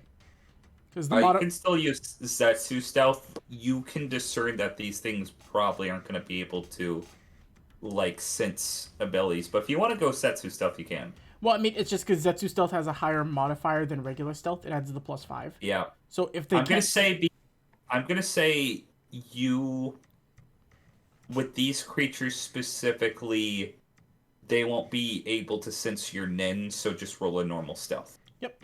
Yeah, I didn't want to roll a plus 10 because that's not really fair. 14 Okay. or 21 maybe. I don't know if you want to give advantage for the fact that like they didn't see us coming the first time.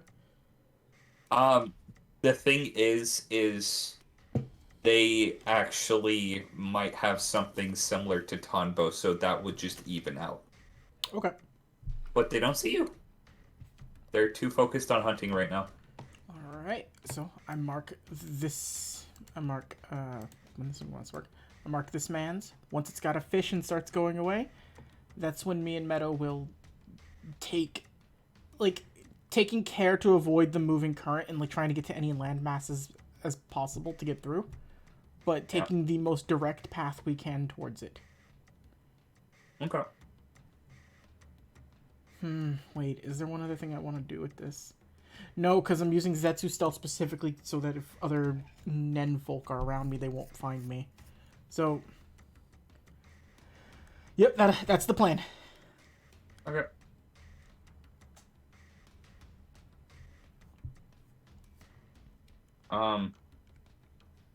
Okay. We're gonna go over to Grifter now. Mm-hmm. Grifter. We'd be going back in time. Yes, we do be going back in time. So, I'm gonna say you guys have just been traveling in the desert until daybreak. And then the sun is eventually going to rise. You guys are still in the field of these, like, again, these rock, like, islands in the middle of the desert. That's the best way I can describe them as.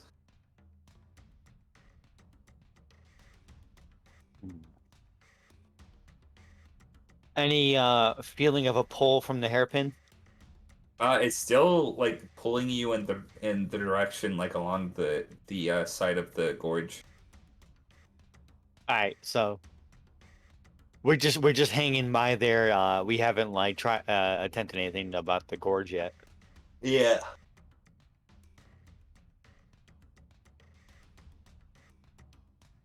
Well, if there was a good place to hide something, this would definitely be it.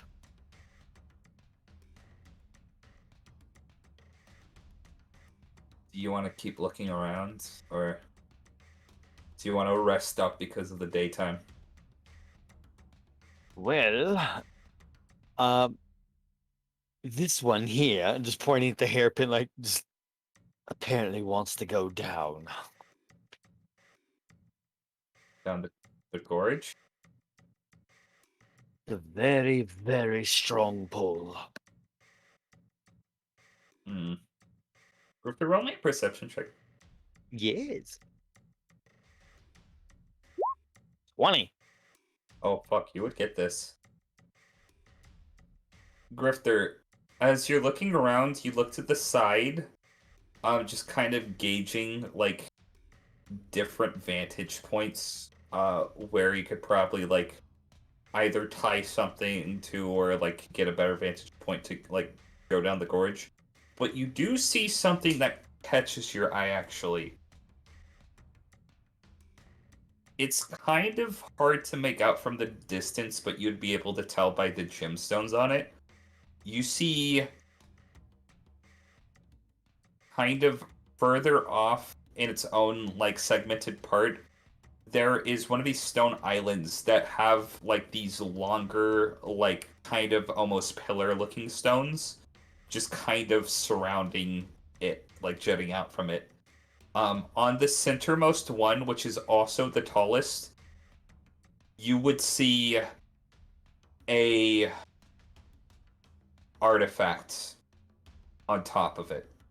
Hello, what's this? And I'm going to take you to the map because you would see something else. Oh my.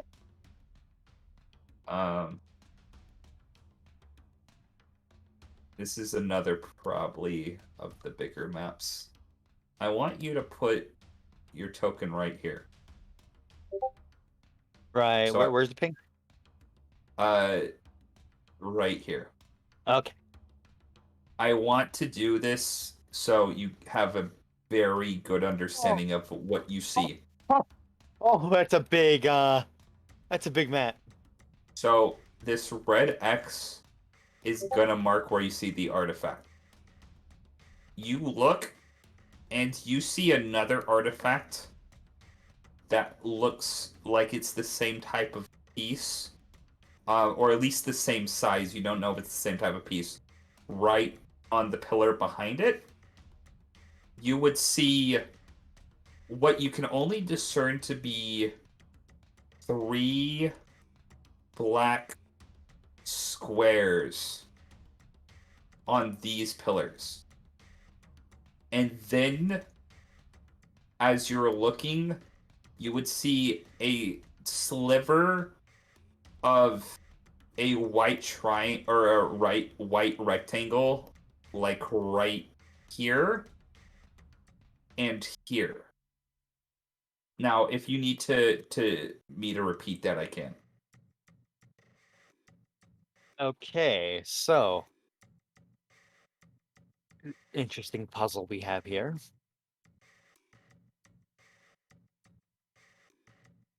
Well, this area here just screams trap. What gave it away? It's too easy. Uh, eh.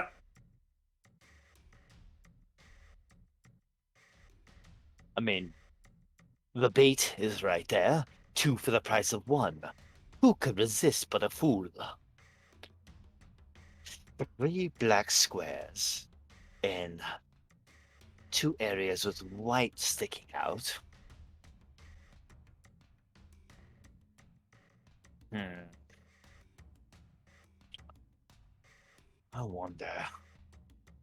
Some sort of. Maybe there's a sequence and assuring we could get a hold of those safely.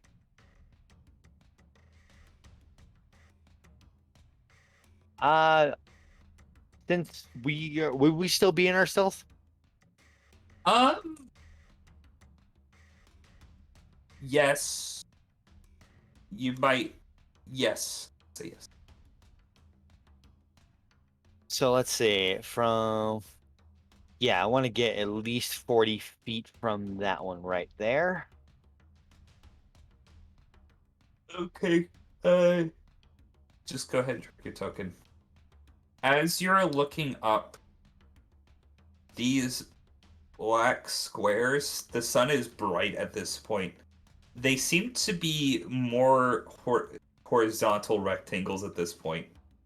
And these white rectangles over here kind of more fit like the shape of rhombuses.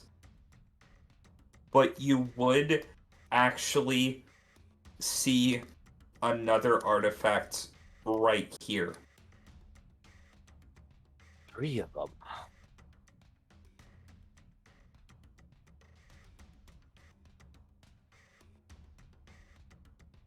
And there's just one pillar that has nothing on it.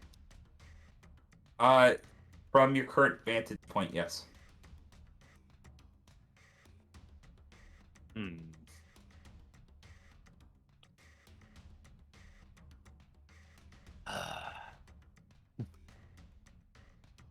Let's see. Then I'll just move another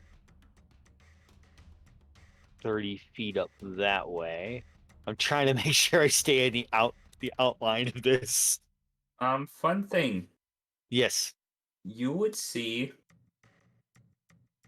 another black rectangle right here, and one, actually both of the, or you see a black, like, square on that, the middle northmost pillar, and these 2 white, rectangles become 2 more items. And this one becomes a white rectangle.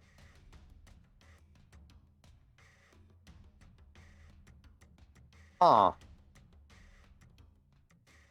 And I'm trying to think of something. Actually, no, that one wouldn't. Ignore me.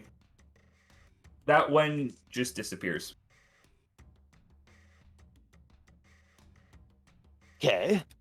Perspective seems to change what the pillars turn into.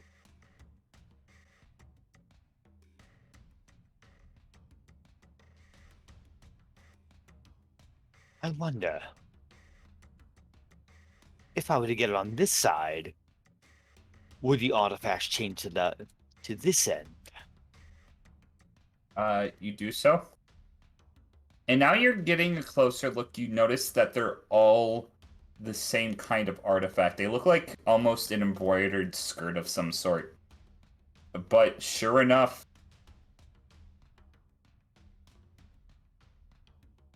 Either way, they're always far away. No matter which way you approach, they're always out of reach. Ensuring someone to try to step within. I'm gonna ask Leanne if she wanted to try something, like pretty much being like on the opposite side of this as me. Like if she was here and I was here, what we'd both see. okay. So you're calling Leanne over to do that? Yeah. Like, Okay. are they close to you or are they towards me? Uh,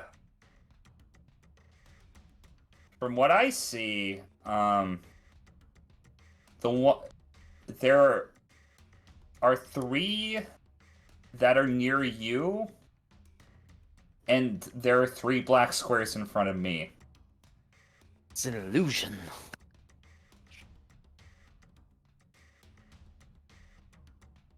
Maybe it has something to do with the sun. Do Grifter, do you look at the sun? Yes. Sun is over where I'm pinging. Imagine like above that, but further, like north.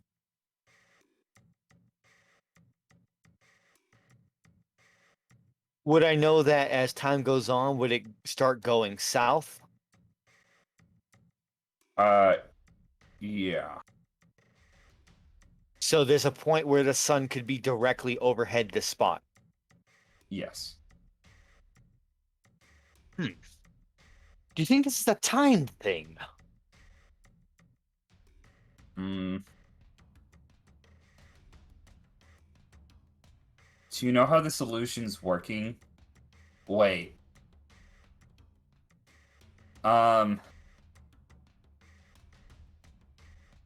God damn it.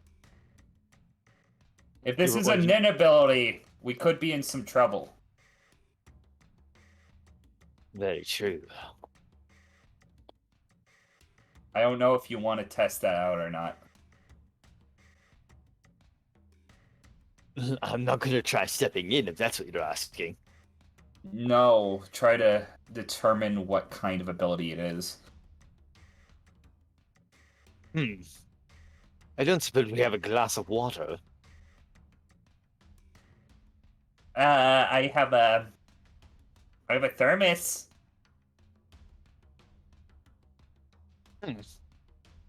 The top can be unfastened and used as a cup. I suppose so. Well, let's hold a cup of water near this.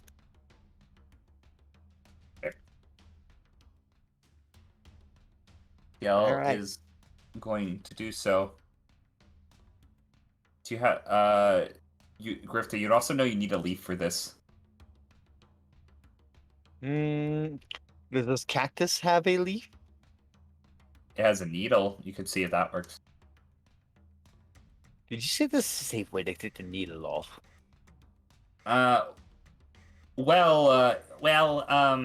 The bigger cactuses, you can just pluck the needles right off. The smaller cactuses, they explode. So, This is one of the bigger ones. yeah, TL's just gonna, like, go up to this one, pluck it off, and then go back to you. Then We could try this. I'm going to put the needle on top on the water. Okay. You do so. Now what are you doing?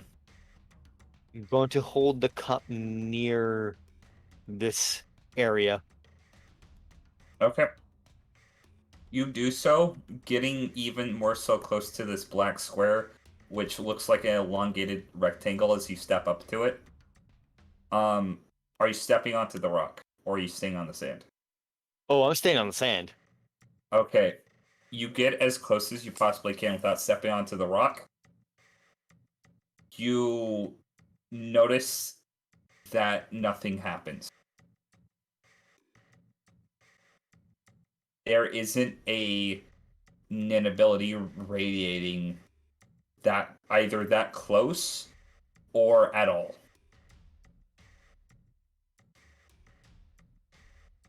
So, would I be able to use my shadow to get it closer inside the field? You may do so. Okay, so without me actually going in, I'm going to have my shadow just like pick up the cup and put it on the rock area. Okay, point to a specific location. Like here. Okay. You do so, and nothing happens.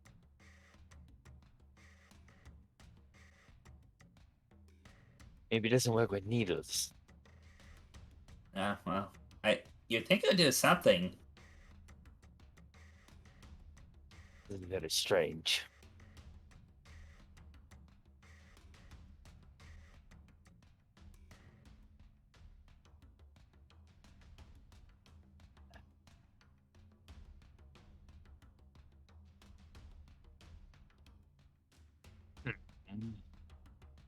Usually I'm pretty good with puzzles.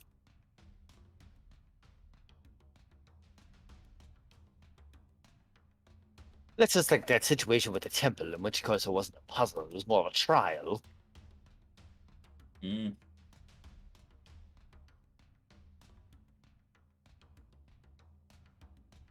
Grip there. Yes. I want you to roll me another perception check. Okie dokie. A 21. Okay. So you would see eventually after waiting long enough, these items would disappear and turn into white rectangles again of some sort.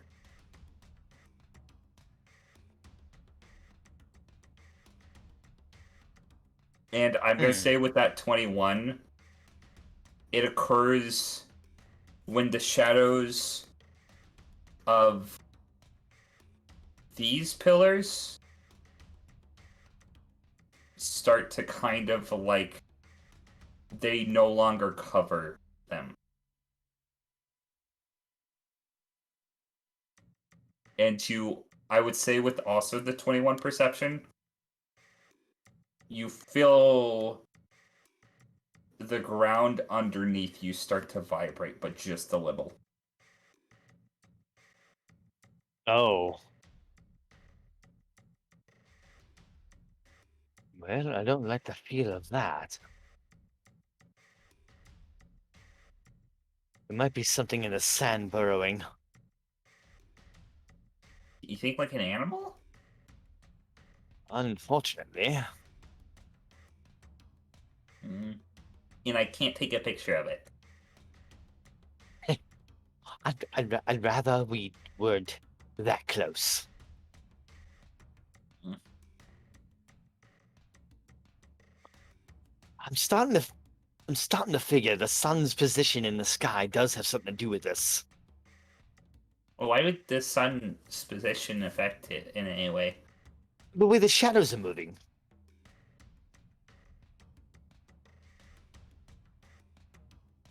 Mm. The shadows of the pillars moved aside a bit. and it changed the pillars behind it. Well, we know the sun is more higher in the sky now, more closer to being above the pillars.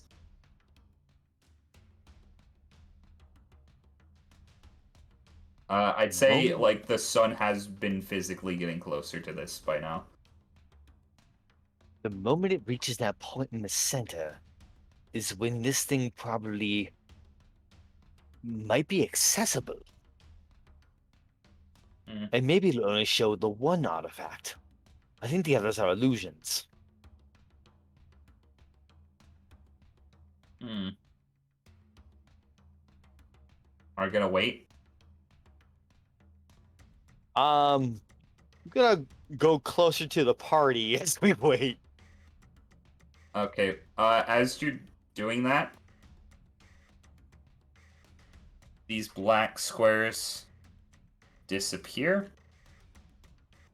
Those disappear. And basically they reverse. So those are the areas where you see the artifacts. And these are the black squares.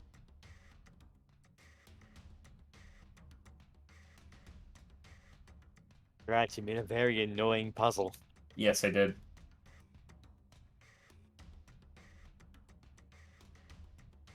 Hmm. Did they change for you? They sure did. I still see the same thing. That's because they're standing in the same position. Oh, okay. I was gonna walk over this way. And are you just gonna wait there till they all go till the sun is directly overhead? Do we still feel something vibrating underneath? Yes. Gonna ask Leanne what she makes of that.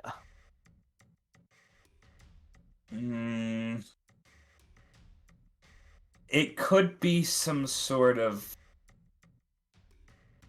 lizard, maybe? I don't know, I'm not that well versed in nature. Actually, I'm gonna roll a nature for her. That one. Yeah, it's probably a lizard, I wouldn't worry about it. I'm also wondering if it might be something to do with this. Maybe they're. I don't. Nen bullshit. It's always Nen bullshit.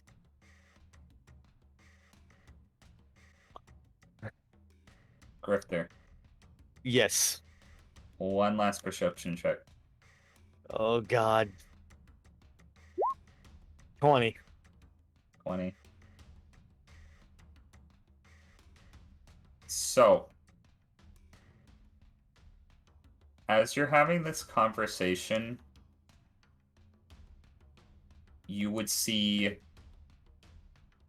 a giant, what looks to be the end of a like some sort of biplane propeller emerge out of the sand around this area. And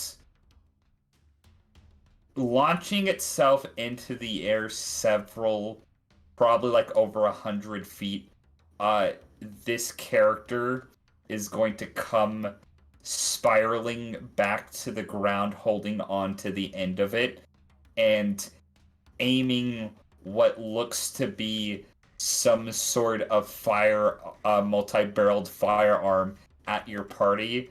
We're going to switch to the next person. What the fuck?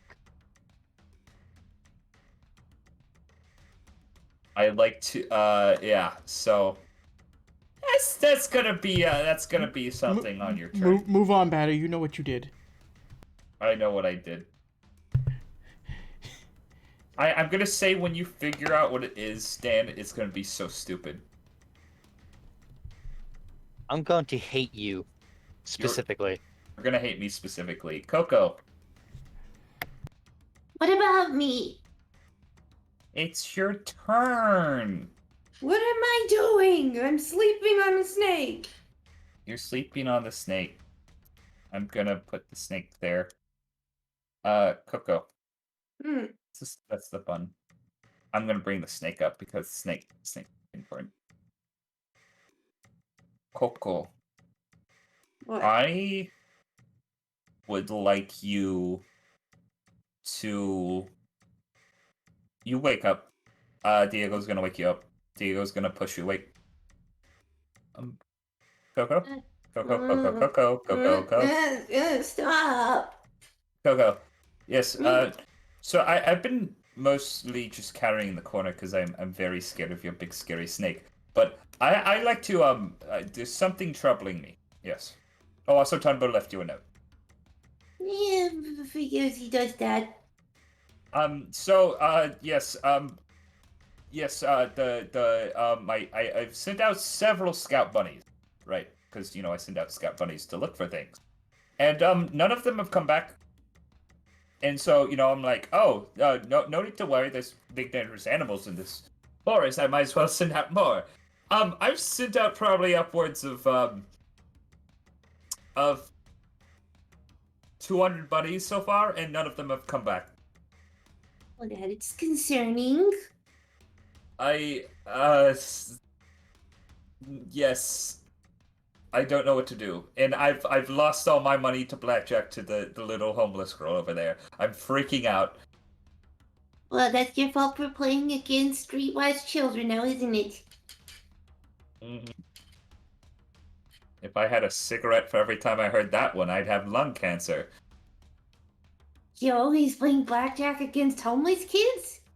No, but I always make bets with homeless children because I think I can swindle them out. Never mind. I am a very moral individual. I have never done such a thing when desperate and out on the street by myself. Anyways. Yes, I'm freaking out right now and very scared. Okay, don't you think it's still a wise idea for us to wait till, the rest of our friends show up? Yes, it is. We should probably keep hiding and, yeah, he's just gonna start pacing. Oh. Sit down. You're Okay. gonna make the snake nervous. The snake like tenses up a bit, but you say that and Diego sits down and it calms down. Should we wake Seox? Probably. Seox, you're gonna get smacked by Assistant Bun. Seox, we might have trouble. When we don't have trouble. I Almost. said. What's happening? So, I keep sending out buns, but none of them have returned, to scout the area. Okay, did you send them in a particular direction? I sent them all around us in a perimeter of buns that can report to me. How far? Upwards of between 700 feet and a mile was the exact instructions I gave them. Okay, dial it down to 500, like a set of them to 500 and 300. Set them in a equal pattern on a perimeter, and tell them to switch every X amount of time, and a third bond that will come back here, switching between them. That way, if so one of them starts reporting back, we know in which direction the thing is happening. Okay, I think I can do that. Do any of them have like long range kind of watching stuff? Yes, my scouter buns, they have binoculars. Okay, keep the one star on 300, kind of look in the direction what the other the 500 bonds are, so that way if something happens to them, they can report immediately. Okay, he's gonna start sending out more bunnies. Sex, roll me a perception check.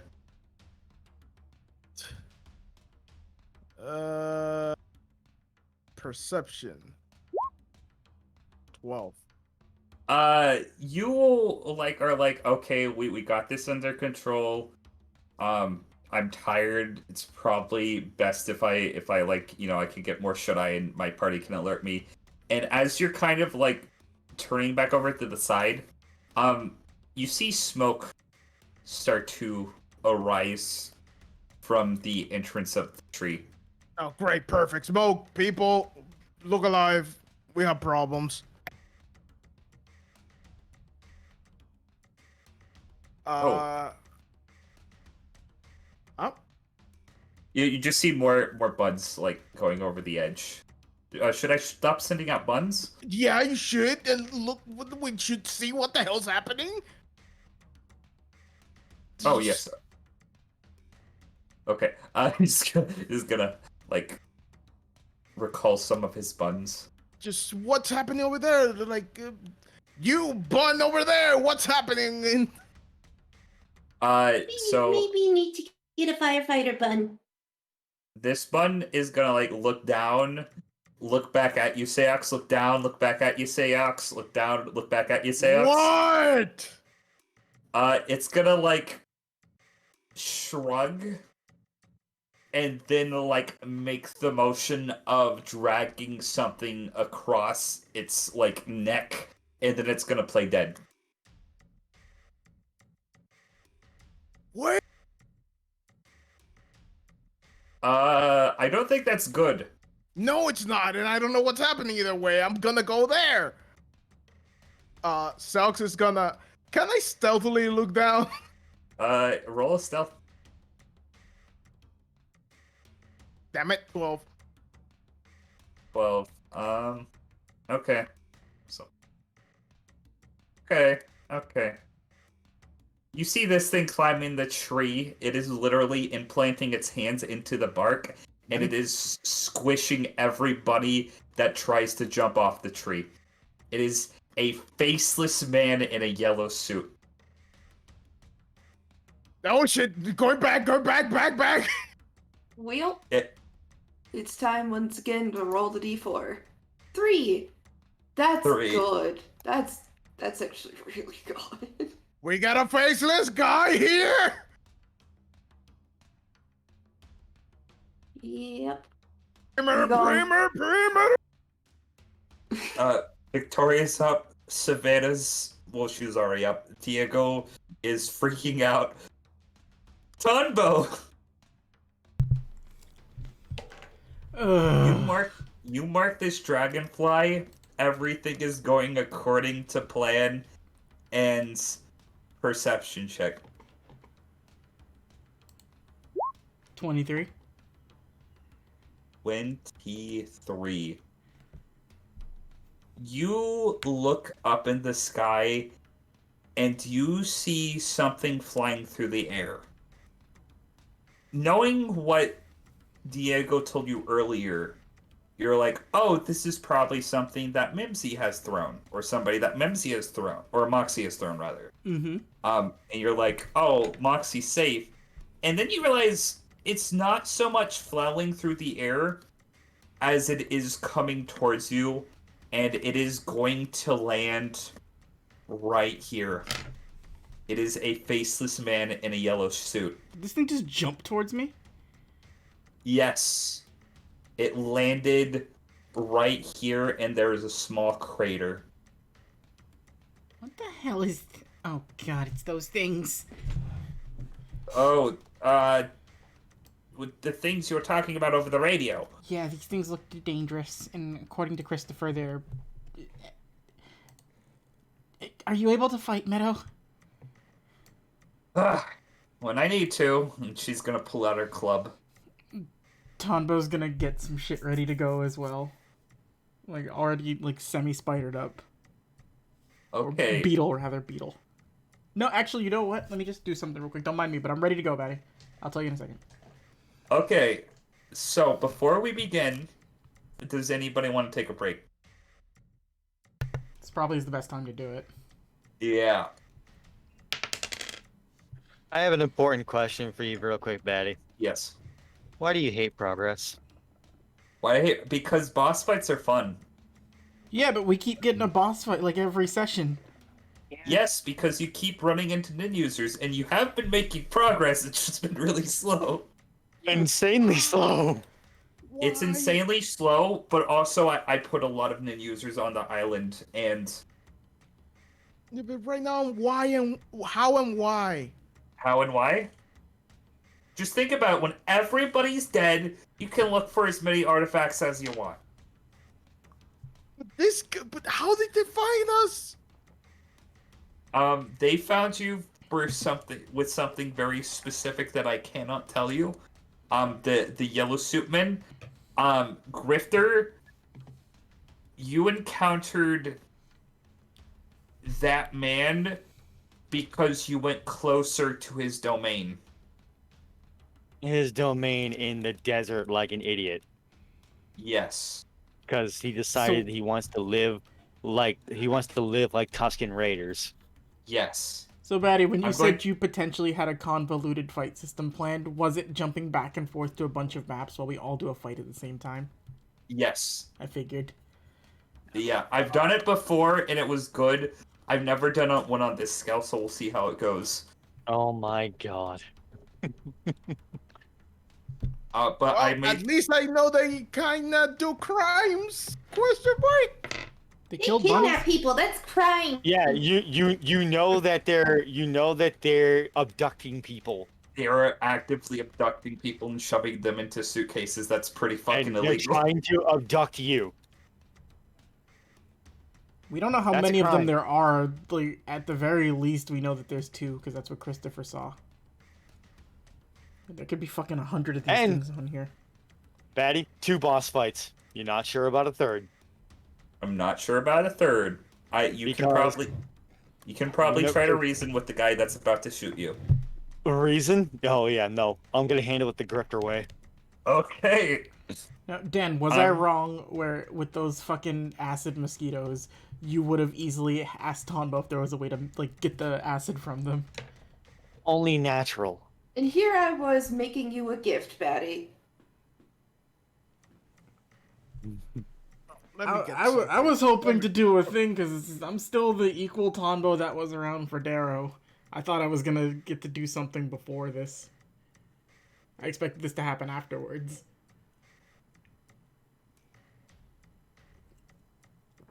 Well, we'll make do.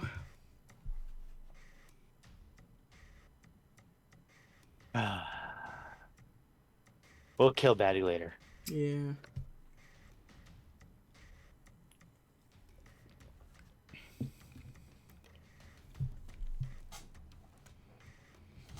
Let me look through some stuff while we're waiting anyway. I need to see.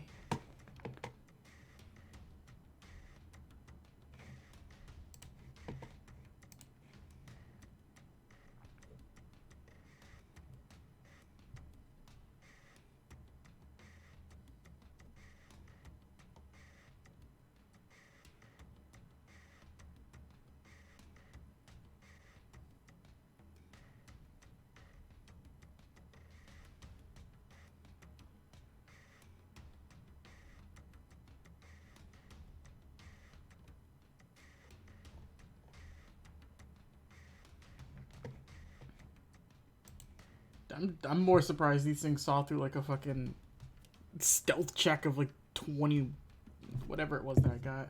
I think it was like a Zetsu stealth of 27. I don't remember. How you doing, GB? You still here?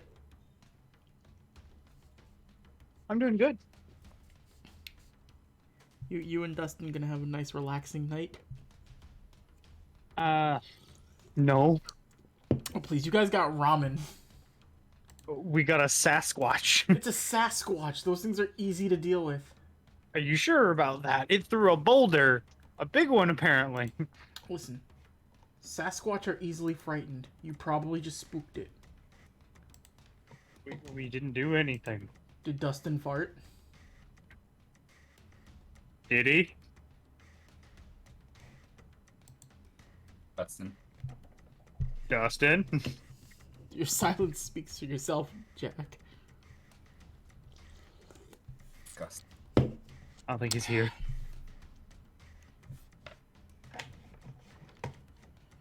Disgusting.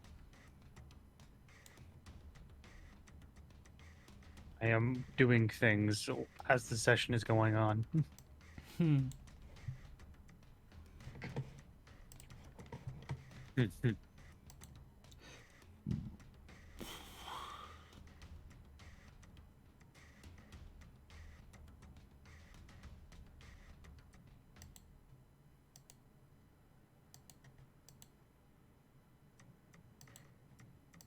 So, Cable, got a plan?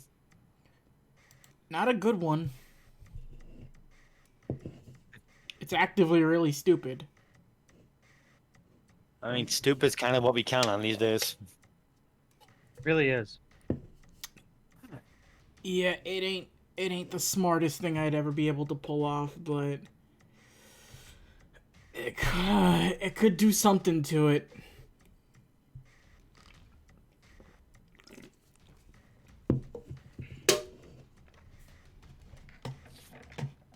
I need to see how these things work, though. I've been sitting on these motherfuckers for a while now. I just want to say. I believed you. That's because you're a weirdo. You want to sit on a bunch of yellow dudes, Batty? That sounds highly uncomfortable. I mean, you wanted to sleep with Fuck. the red dude from fucking Smiling Friends. Come back. You know what? That's fair. That guy's attractive, okay? I'm not weird. He's a noodle. Hey, I take offense to that. She takes No, you're a offense to that. friendo. There's a difference. He's shaped like a noodle is the thing. He's not literally a noodle. He's like a red man. He's like a red guy from like from Cow and Chicken. Except in the form of a bendy straw. Yeah, except he looks like a bendy straw. He's not human whatever he is.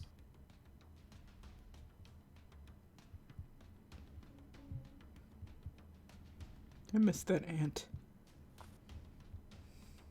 But it's now canon that he's related to red guy from Cow and Chicken. I'm making that canon. I would hope so. I would too. Real fucking. Listen, we'll know. We're Smiling getting Friends some more party. Smiling Friends, so we'll know. We are getting more Smiling Friends, so I'm very, very excited to see that. Me too. You know what? If anybody's having a good day and you want to spread the love, why don't you get out there and make somebody smile? You know, it's fitting that we're talking about Smiling Friends, considering like You're having us fight Oni and G enemies right now. Or you're fighting Oni and G enemies, and like fucking. I have an NPC that looks like Zack, apparently. That I've never seen Zack's face before until recently.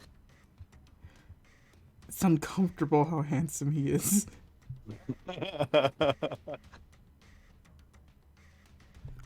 Oh, I have to bring a birthday card for my niece. There he is. Hey, check. I've been here for the past 3 minutes. You were on mute. Yeah, you didn't say anything. We were talking to you. Yeah, I did. I did my usual sigh when I come back in. We didn't hear no, you. we didn't. Yeah, we were actively asking where you were. We had a funny little anecdote about dust and poop. You weren't even here for it. Glad I wasn't then. Yeah, it was pretty funny. Batty spit milk out of his nose. I'm not in a poop joke mood tonight. It's okay. Poopy mood. The idea of poop is funny enough. Oh. I swear to God, Dan, when you figure out what the puzzle was, you're gonna fucking punch me. Whichever Get one's ready left for it. over in the overlap. I don't know, I wasn't paying attention. The puzzle is there is no puzzle. You can just walk up and grab whatever you want. I'm betting that's what it was. No matter which one it is, it's still the right one. You're gonna fucking kill me. I'm starting to bet that that's what it was because Batty's chuckling to himself. You guys keep throwing shit as dumb as 1111 at me. This is not as dumb as that. Hey, But when you Hush when you up. realize what That had Dan stumped. when you realize what it is, it's gonna actively piss you off. Dan, you can't say shit to me. 4-1 so dumb did get you stumped. It did, and guess what? I did the workaround, and it also worked. Mm-hmm. I was like, fuck this, I'm not even gonna try to figure this out. I'm not shaming you for getting the workaround. 'Cause I had to earn that still. Yeah, no, you still outsmarted the puzzle, just not in the way that I expected you to do it. But at this point, I really don't know what I was expecting from you guys. We really should have had those puzzles reversed, weirdly enough. Yeah, you should have. I'm gonna go ahead and They solved the puzzle with flying colors. You guys took bullets when you didn't need to. All you had to do was destroy the stuff around the room. I thought I made that one too easy. Do you really think some of us would have gotten that, though? We were the anti-intelligence squad. What do you Yeah. think? That's why I thought blowing shit up would have been the sensible thing you would have done. And Jack, you ate a razor blade cookie. Yeah. I was gonna eat another one, too. You guys are my good dumb Saiyans. Now, let's all be Speak mad. for yourself. Let's all be mad at Batty for 15, 25 minutes. Oh, I've been mad at him already since before that.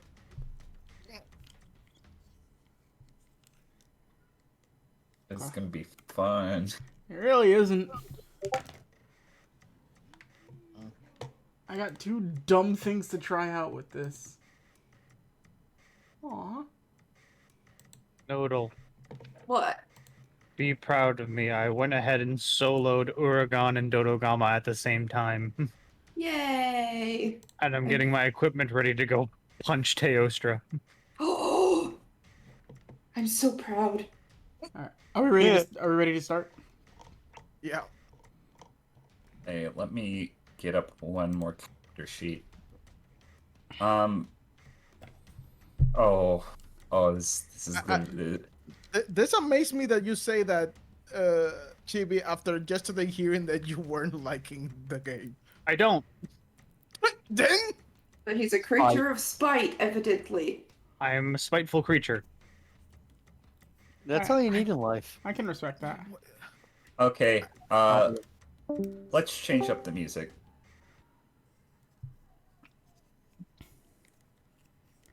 So, how do you want initiative to go with this? It's gonna be really weird. So basically what we're gonna do, we're gonna switch between Grifter, Coco and Seox, Hanbo, and then probably Dustin and Christopher. Even though they're So, what I'm really hearing is, I'm not needed. you might be needed. I don't know what you're gonna do. Uh-huh. It depends on what you do. So, roll initiative, and I'm gonna roll for your friends. And I need to put Bun Dynamite there too. Man, there's gonna be a lot of fucking people in this turn order. I'll take the 15, Batty. I have advantage on the initiatives. Okay. Damn it. You're just okay. We're just rolling initiative out of the blue. Okay. I need to pull up some character sheets. Oh, Okay. not first. So, Feox, You are with- Grifter, Tonbo, Dustin. girl from Mimsy, For the party. you got a 15, and I need Leanne. You know what would have been weird, but would have made this easier? What? One very big grid with everyone's battlefields in each corner. That would be cool. The only problem with that is that the file size would be too big for Roll20 to run properly. Yeah, that would take like fucking 800 years. Okay, I mean, Roll20 was better at that kind of stuff. so with that, we are going to start with Grifter. Grifter, I need to describe what you're looking at right now, because this man is probably like 50 feet up in the air at this point. He is probably about 4 feet tall. He has a very worn and weathered top hat that, despite falling from the sky riding on a propeller, should have flown off by now. He has one cigar chomped in his mouth, a very unshaven face with a giant fucking jawline, and this dirty kind of like raggedy leather suit. And he pulls out what looks to be like a Gatling gun of some sort, but it's attached to his other arm that's not holding to the propeller, and he's aiming it at all of you guys. A very Hanna-Barbera design. Yes. But A you're wacky racers looking motherfucker. You're up first. Just looking up and talking's a free action, right? Yes. Which group are you a part of?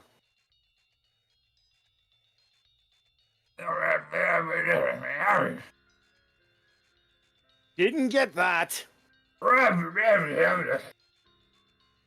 He's saying as he's literally falling from the sky. Grifter, roll me a perception check. 23.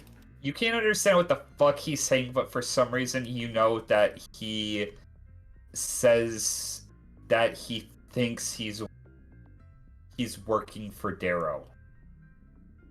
He thinks he's working for Darrow?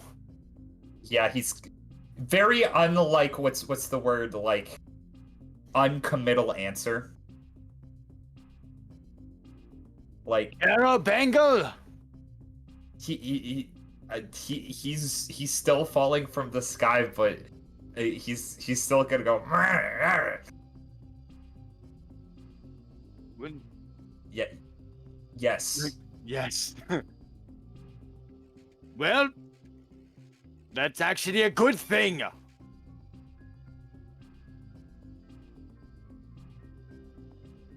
Are you doing anything on your turn? I'm trying to get him to understand. So if he thinks he's working for Darrow, then that's actually in my favor. Okay, roll a persuasion check.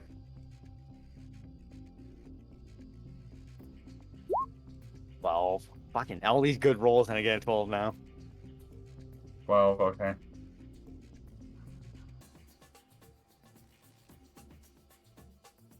The guns on his arm start spinning. Okay. So TL's not in the initiative? TL would be in the initiative. I forgot his sheet. Excuse me, there's going to be a lot of fumbling around with sheets for the first part of this fight. TL. And Bun Dynamite? Bun Dynamite is going to go off your initiative, so whatever you decide to do, he'll do it after. I see. So you have to remember to use Bun Dynamite, because he'll follow your orders. I will very much remember to use Bun Dynamite. Just very quickly gonna say to Tia, like, Tia, if this man works for your uncle, try to figure a way to reason with him. Roll an insight check on TL right now. 5. He's muttering something. You can't hear what he's saying, but he is not responding to you.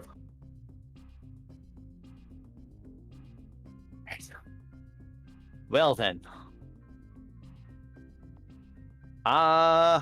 In that case. Let's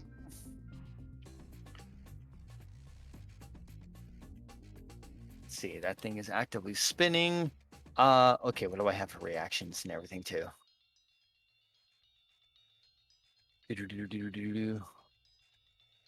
Okay, that's that. I had to look on my sheeting because I haven't been in combat in a bit. Yeah.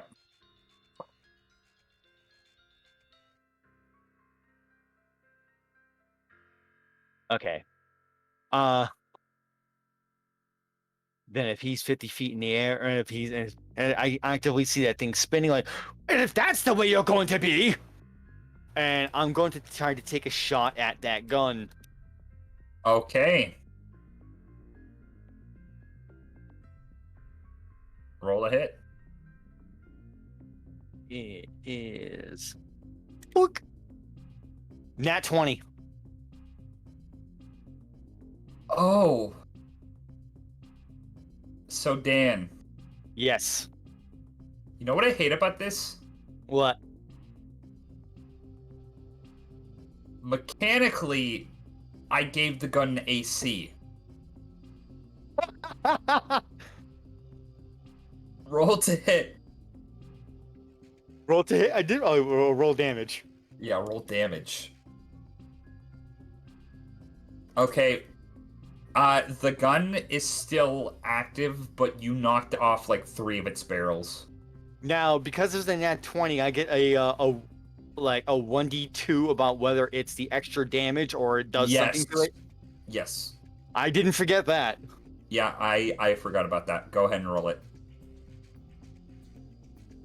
I mean, technically, it's on a gun, so I don't know if like there would be any injuries that would proc on gun. Like, I wanted to know if it could like jam or something. He could ignite Okay, all the rounds and never blow up on him. Yeah, it could misfire. Okay, you made your case. Roll a one. Go ahead and roll it. All right. 1d2. 1. Okay, I think that's the extra damage if I'm unmistaken. Yeah. Okay, so it just deals extra damage, but it looks like if you shoot it again, it might actually break. Okay. It's gonna be Mimsy's turn. I still got Bun Dynamite. You still got Bun Dynamite. I don't know if you were gonna use your bonus action also. I don't have extra attack, and he's not within range for the like my shadow stuff. Okay. But does Bun Dynamite my bonus action, or is he just an extra thing? It's an extra thing. So what you can command what you want Bun Dynamite to do. Okay. I'm going to ask Bun Dynamite to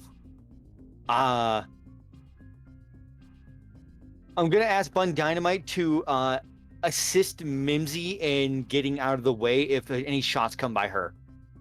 Okay. He's gonna jump in front of Mimsy.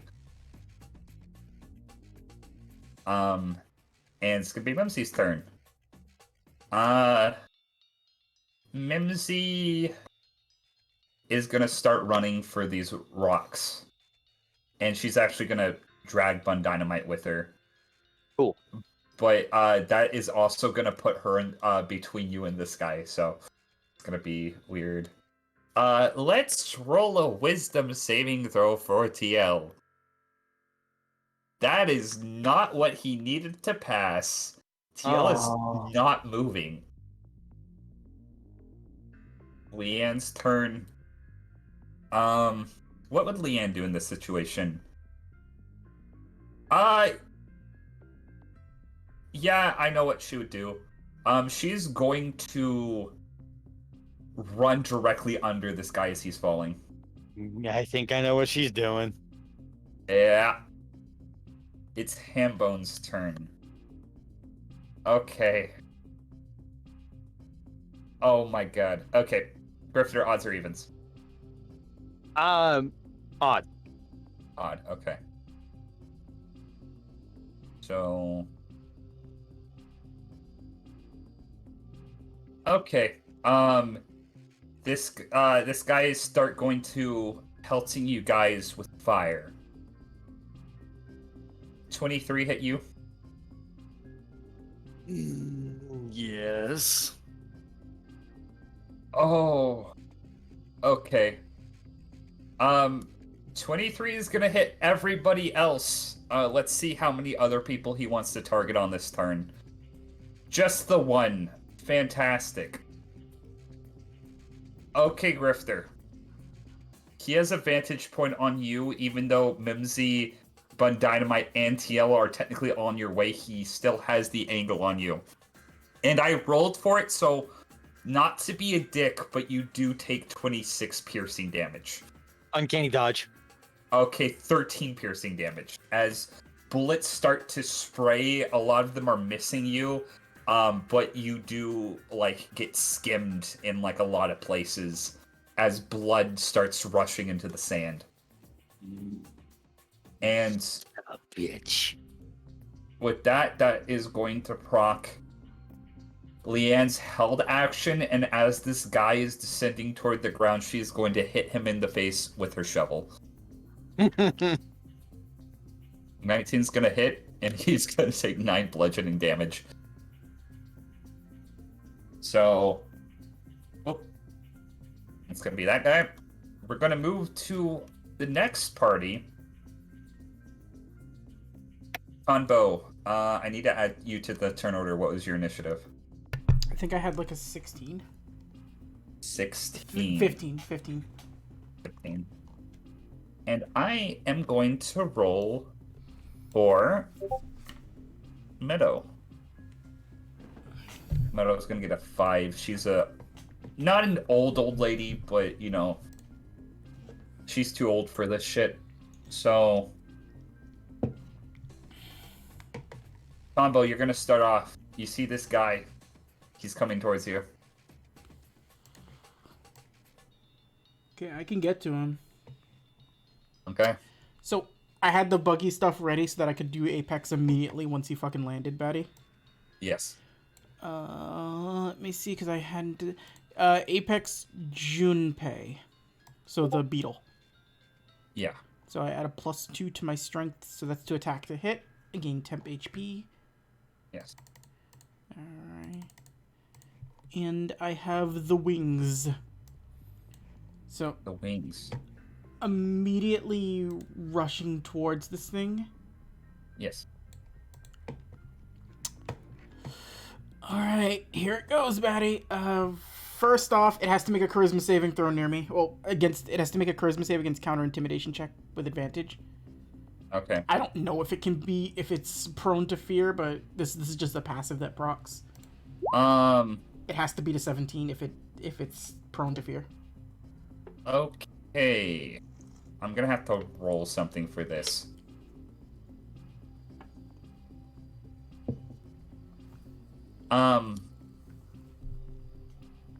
So...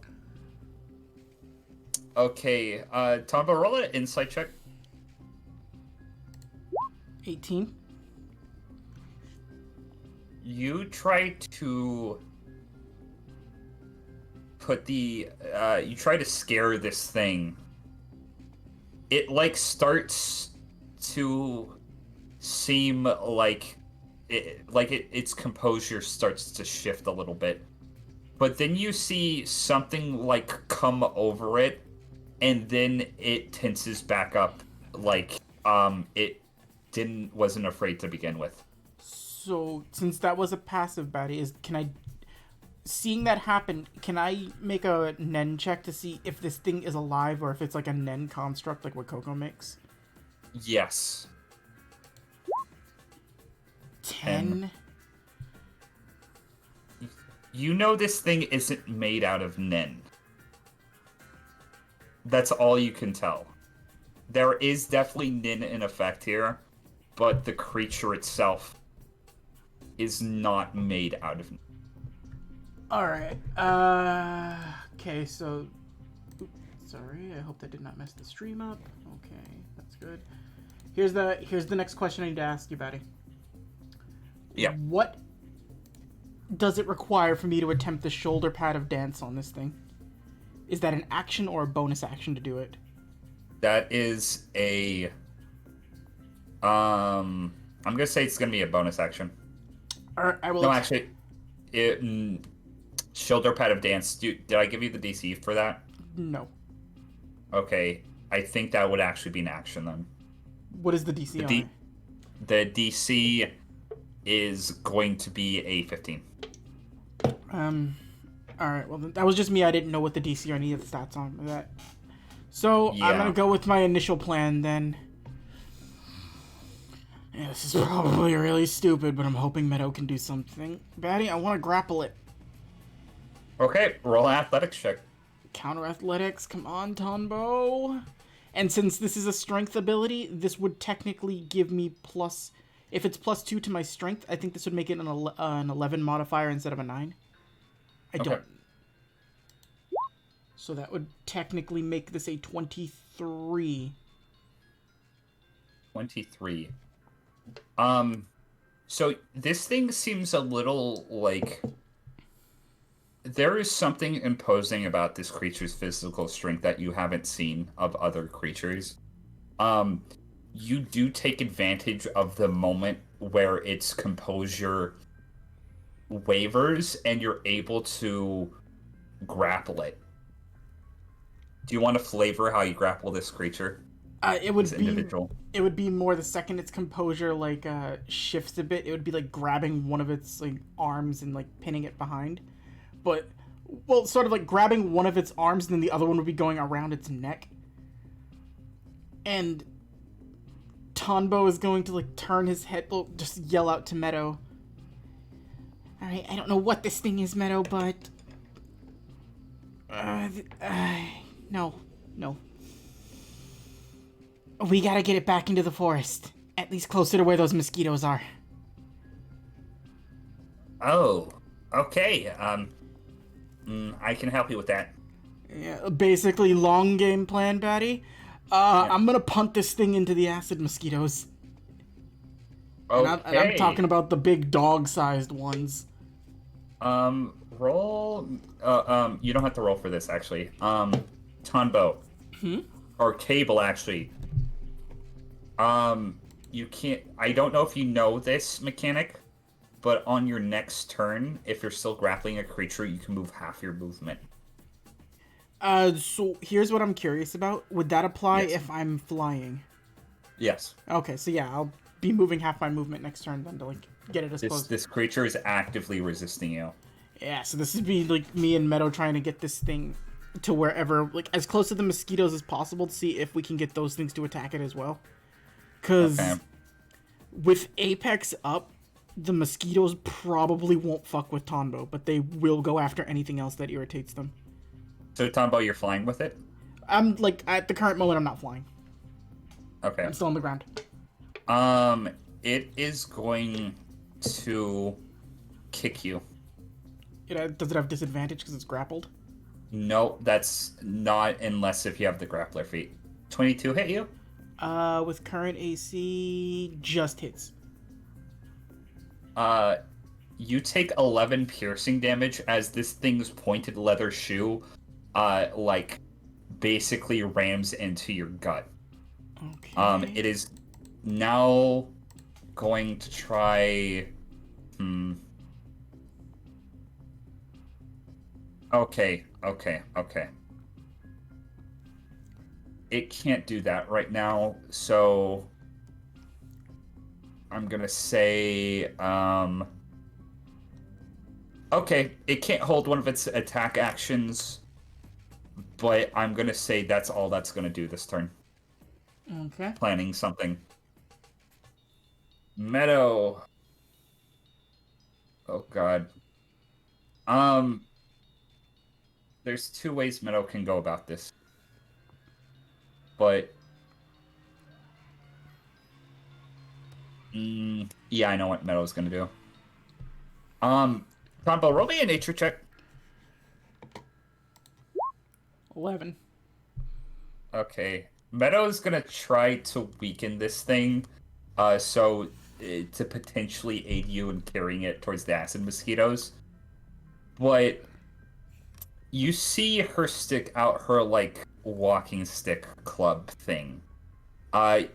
You notice a very familiar set of maws, yellow maws, starts to appear out of the walking stick, almost looking like it's stitched to the walking stick itself. And you see acid lizard fangs start to shoot out of this walking stick as acid fires out of it, and I'm gonna need Oh, fuck. It's gonna need to roll a dexterity saving throw with disadvantage. Because it's grappling. So, She has a bandit stick?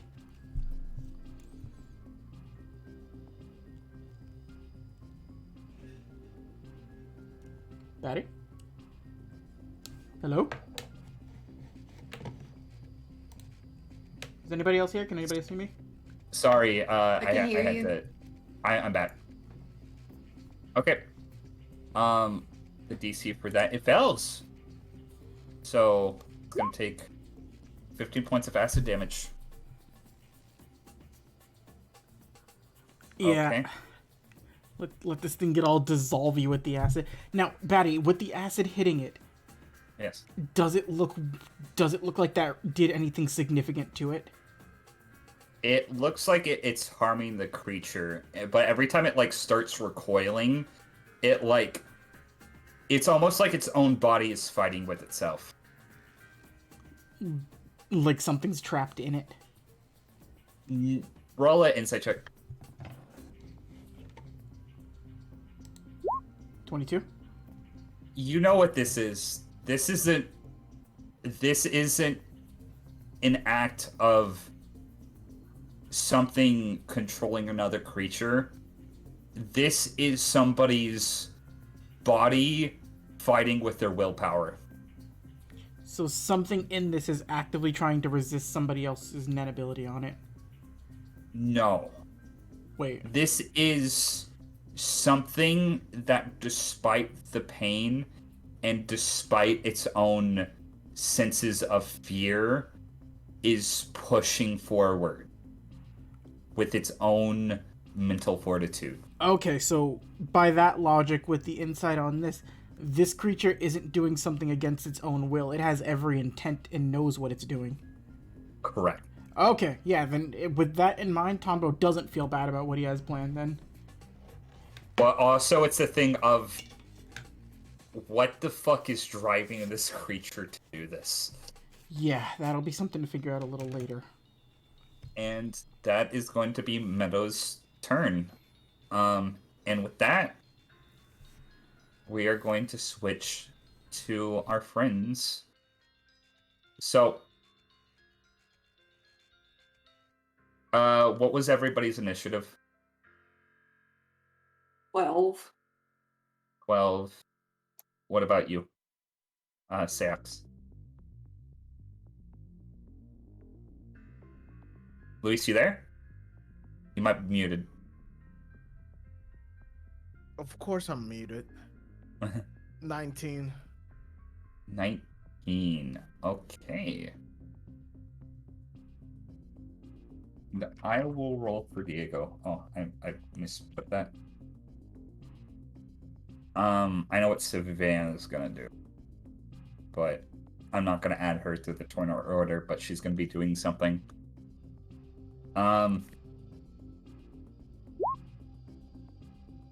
Okay. There we go with Diego.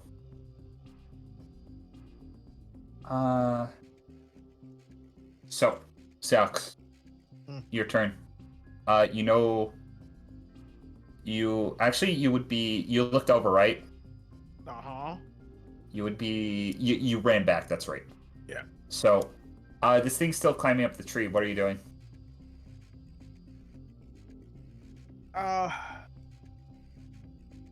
Let me see. I can move here. I'm gonna ready an action to attack everything that tries to go past me. Yeah. And at the same time, I'm gonna spend crap. I close roll 20. I'm gonna spend one Renki point to use the dose action as my bonus action. Okay. So you're gonna hold your turn basically. Uh-huh. Okay. That. Coco, it's your turn. I forgot to roll for Victoria. That's my Okay. bad. I'm gonna roll for Victoria real quick. But why we do that, Coco? What are you doing on your turn? You also have to roll for Snick because it's not under my control fully. That's right. Okay. Okay, Snake got an 8. I'm gonna add Snake. 8. That's right. So, Coco, it is still your turn. Okay, well, I've proactively gotten the 3 kings out, so that's good. I have a question. Mr. Faceless Yellow Man, does he appear to be taking any damage from climbing the tree since it's spiny? You would have to go over and look yourself, but you could potentially, as a free action, I can say you can ask Seox and see if he remembers seeing anything like that. Okay, I will ask Seox if he sees Faceless Man taking tree damage. Did I see? Perception. 8. You don't remember. Does he see it now though? Because he's like right at the edge there. He's still climbing up the tree. You wouldn't be able to see him right now. Damn. Yeah. Well, I am way over that way's direction. How high up the tree does he seem to be? Like, how close is he to our position? From what it seemed like, Seox, he's gonna reach the top of the tree on his next turn. On his next turn, you say, huh? That Yes. means he's decently close. Yes. Okay. Well... Oh, I can easily get there. Okay. So... Oh, wait. It's fine. He's got 30 movement speed. We're gonna get over here. And guess what? I'm gonna nuke him with lightning. Okay, go ahead and roll to the hit.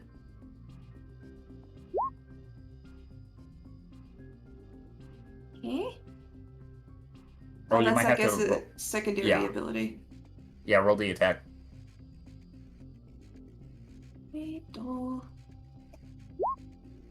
16. He can't move from this position, so I'm gonna give you advantage. Hey, that's a nat 20 then. Yep.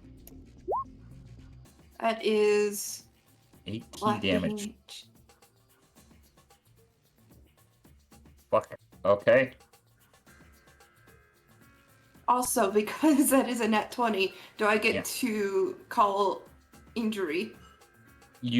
So the way we're doing it now, you can either choose to add the X, or you can't choose. You have to roll a 1d2. A 1d2. So, yeah. That's just flipping a coin, Batty. Yes, it is. It is just flipping a coin. One is extra damage to his injury. Yeah, I hate doing this. I don't know how to type the command. I can do it. 1d. One. Okay, so it just deals the extra damage. How much extra? It was 6. 6? So, okay. Still pretty decent amount. Diego's turn.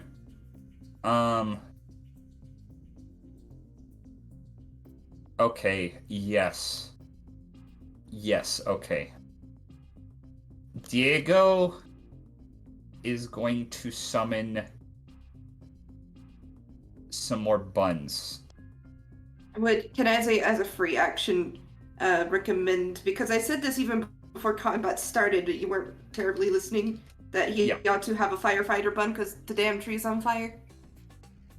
The tree is not on fire. So what Sax was looking at, when the bunnies are destroyed, a puff of smoke appears. The smoke that you're looking at was just the bunnies being destroyed.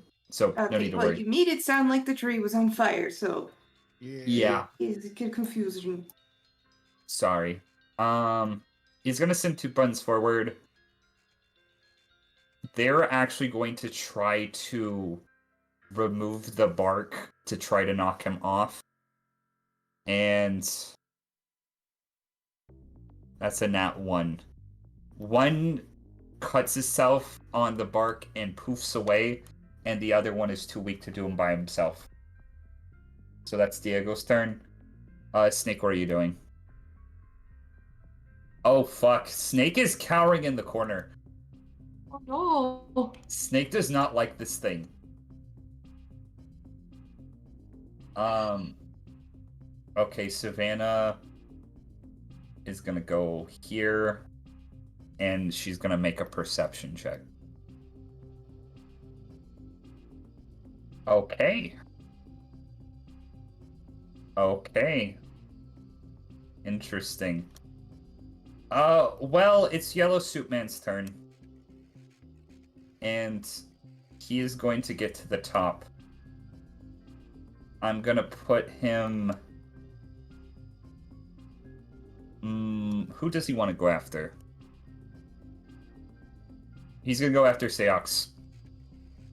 So he's gonna Is he gonna take attack of opportunity from the Three Kings? Because it's going right through it. Actually, he's gonna take radiant damage because of the aura of the Three Kings. That's right. Okay, I'll roll for that. Okay, so you see, like, him go through, like, the Three Kings cloud itself, and his skin is burning in places, but he is still moving. And with that, he's going to start attacking people. Oh god. So, let's start with Coco. 14 hit you? No. He tries to wait. kick you. Uh, Oh yeah, your action would proc. well, he didn't go past me, so that was the condition. I was very Okay. specific. Sorry. It's something else. Crap. Well, I think I have it on my sheet. No, My I AC don't. is low. Give me a second. I'm rating.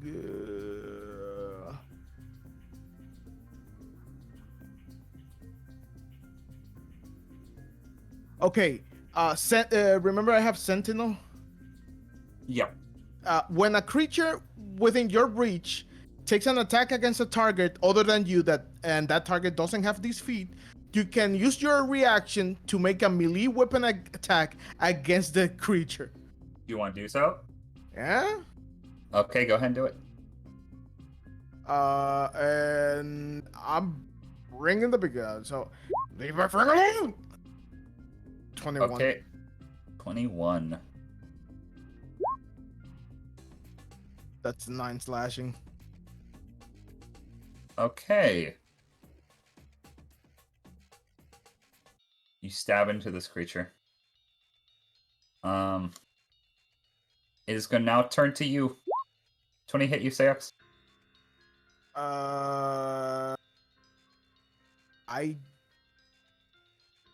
I have the dog's action, so he rolls with disadvantage. 16 doesn't hit you. Nope. He misses. So, we are going to switch. Grifter, you still there? Yep. You've been riddled with bullets. Pretty darn angry about that. Yeah, I imagine you would be. Let's see. How far away is he? He's on the ground now, right? Oh yeah, he's definitely in range. He's actually he's not prone, but he is on the ground. Yeah, that means no, he's very, very in range of everything I can do. Okay.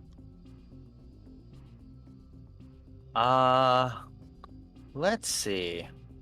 How do I want to go about this? Because I'm pretty pissed off.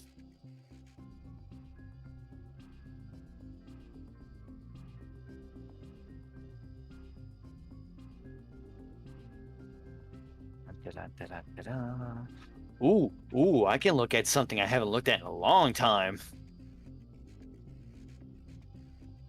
Let's see. Different ways in which I can use my own shadow.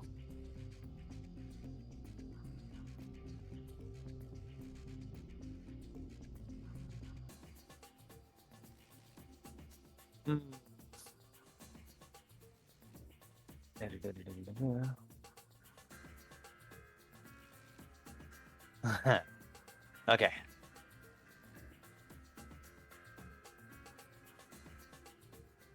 I'm going to extend my shadow forward at him, Yes. and I am going to try to grapple him with it. He's got to beat a DC 15 strength save. DC 15 strength save. Okay. Let's roll.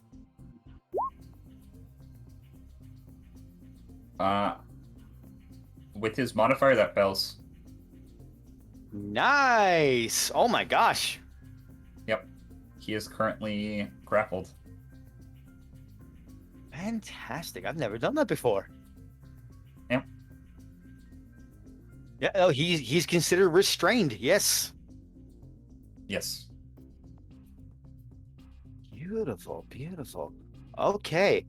I am going to now run up to him, and I am going to try to hit that gun with my which one of these do I want to use? Which one do I want to use? Yeah, I'm gonna try to bludgeon it with the Gion straight sword. Okay. Roll hit. So I'm going to. You know what? Hold on. I can get the other side of him and freaking pincer that bitch. Yay! Go ahead and roll. Two-handed John. Damn it! 11 is not going to hit. So you have him grappled. What he does is he basically knocks his propeller into your sword, deflecting it. Ew. Do you want Bun Dynamite to do anything? Let's see. If he's restrained currently, I would very much like Bun Dynamite to also attack Gun. Okay, Bun Dynamite. Actually, Bun Dynamite's gonna stay over by Mimsy. He's gonna pull out a loaded revolver. Holy shit!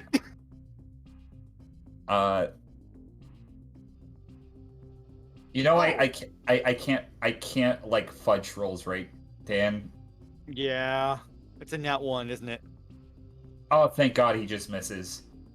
So, he basically shoots his gun and accidentally shoots a hole through Leanne's ponytail.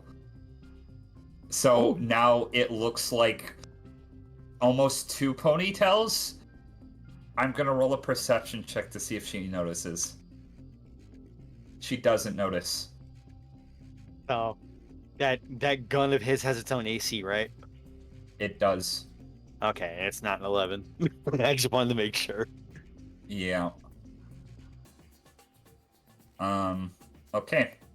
Mimsy's turn. She's gonna pull out her gun, and by gun, she's going to pull a finger gun, Yusuke style.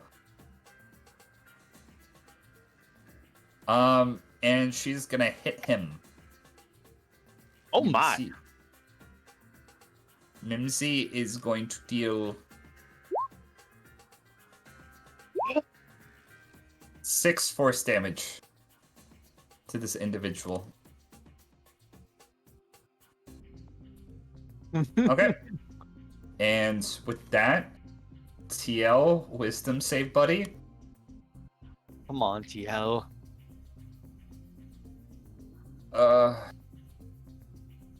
TL. Oh, God. Yeah, TL can't move. It is now going to be. Did I skip Hembo's turn? No, it's No. Leanne's turn. Okay. Turnover right there, dude. Leanne is going to hit the gun. She is going to miss. She is wielding a. Wow, with advantage too? Shit. Yeah, well, no, I forgot about advantage. Thank you for reminding me. She's gonna hit. She's gonna break his gun. Yay!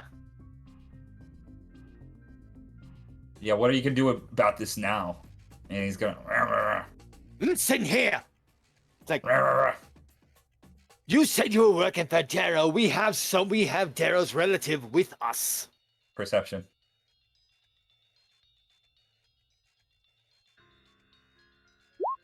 25 perception. Look behind you.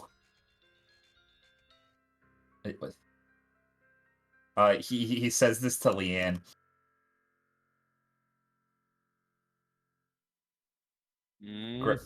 Grifter, Yes. you look behind Leanne. Uh-huh. A giant ball with several different holes in it comes out of the sand, and it is going to start rolling towards you guys. Are you fucking kidding me? I would like you to meet Wiffle. So, as this is happening, I need you all to roll dexterity saving throws, including Handbone, who's going to do so with disadvantage.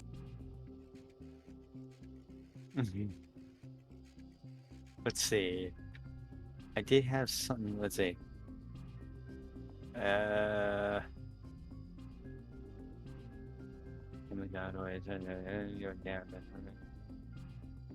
Okay, cool. So dex saving throw. That's an 11. 11? Yeah.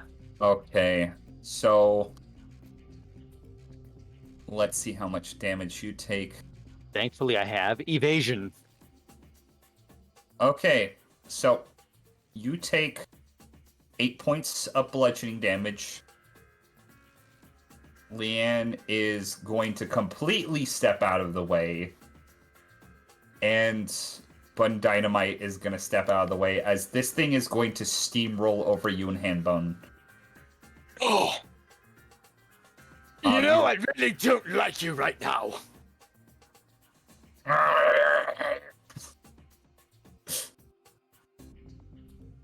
And with that, Hambo's turn.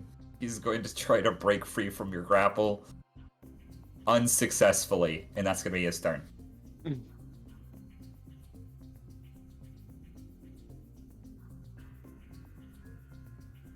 Coco, actually, it would be Tombo's turn now. Yorp. Tombo, your turn. Alright. Let's see. Sorry, I'm trying to get the map organized because.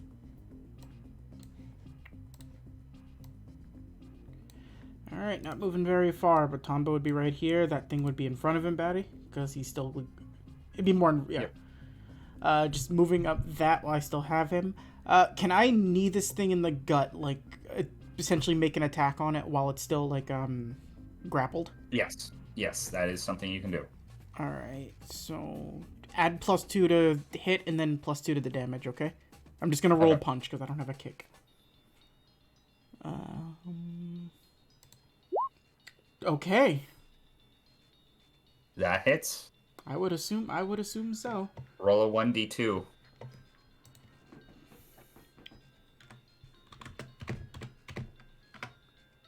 And that's an injury. Oh. That is an injury. Let me roll the injury table for bludgeoning. So 8 bludgeoning damage and an injury. Okay. Did I just give this thing a permanent injury? Yes, you did. What the hell did I do to it? I'm gonna see. Do I have the permanent injury table in this for bludgeoning damage? I don't. I'm gonna have to pull it up real quick. And I still have one more attack, too. You still do. Holy shit. Okay. Tombo's a little angry right now. He was doing something that was meaningful to him, and he got interrupted by this idiot. Yeah, this guy is an idiot. Tombo, I want you to roll me 1d20. 18. 18. Okay. So you basically slam your foot into its leg and you hear a shattering sound. So this thing's on it. So I've basically just like broken one. Well, it's a permanent injury. I've basically done the thing where it's like this thing will never play sports again. Yes. Does it look like it actively like take notice of that? It is kind of convulsing, yes. Alright, well here's one more. I don't have advantage, do I, Maddie? Because I just broke its leg. No. Oh my I can't give this one to Even you. if it's grappled and I just broke its leg? Grappling does not give you advantage unless if you have... No, I understand it doesn't give you advantage, but I mean with all the circumstances built up to this. It is grappled. I got an over 20-something grapple on it. Tondo's apex stuff. I'm going to roll a 1d100. If it's over 40, then yes. Because of your argument.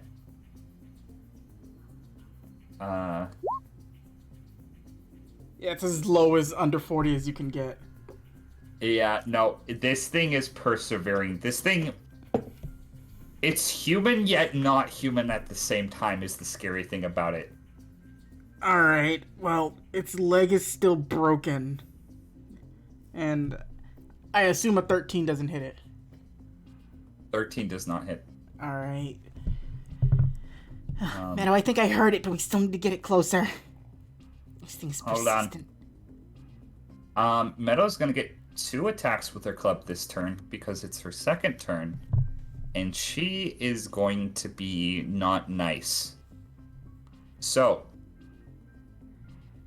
she is going to start off. That's gonna hit. Is she a druid? And what else should I do? Rocktopus? It wouldn't have hit anyways. You see a what looks to be an armored tentacle and a bear arm emerge out of the club, and they're both going to make attacks on this creature. The polar bear claw is going to basically slash into this thing, ripping like part of its suit to shreds. It is a grisly graphic sight, but this thing is still looking like it is not resisting at all. How does it look? Like it's like labored or it's gonna die soon? No. It looks like, Tonbo, you've seen an animal before in a bear trap that has refused to die. This is this thing right now. This thing is not look like it's going down anytime soon. And that's the scariest part about it. It does look like, though, like what we are doing is effective towards it. Like it is still suffering pain. Yes. All right. Well, it's still like deadlocked in Tonbo's grip. It's not getting away from him. I'm gonna have to roll something for it. It's feeling a little desperate right now. Tonbo? Mm-hmm. That's a nat 20. Oh my god, of course. This damage will also hurt him, though. Oh boy. You take 22. 22 points of bludgeoning damage. That's a big hit.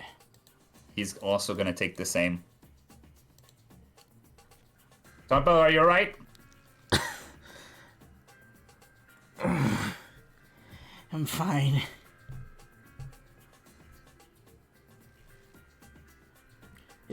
His grip would be digging even more into this thing's neck. Okay. It is now going to be Sax and Coco's turn.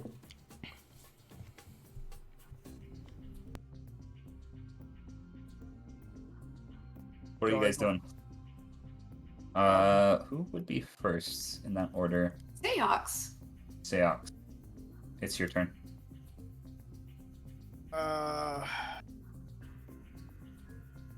1 Well, let's start opening those gates. Let me see. So it's why is that every freaking time I want to see it? Oh, 1d6. I need to remember that.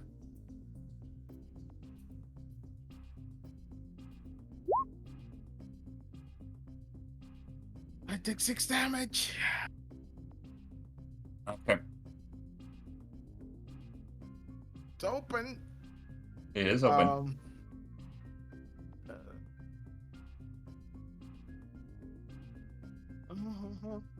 So it's your level times. Okay.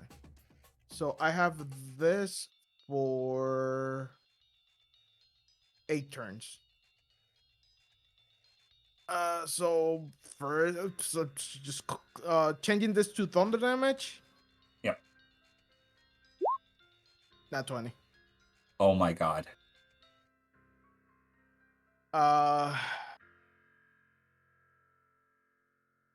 So Batty extra to the 8 damage because it's a Yes. critical. Yes. I'm gonna expend 1 rank key to stun him. Okay. Roll a 1d2.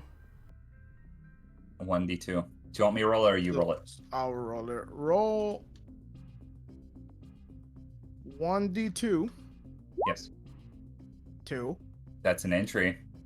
Do you want it to go for the slashing or the lightning? I'm using the lightning, so lightning. Okay, let me look where that is. Roll me a 1d20.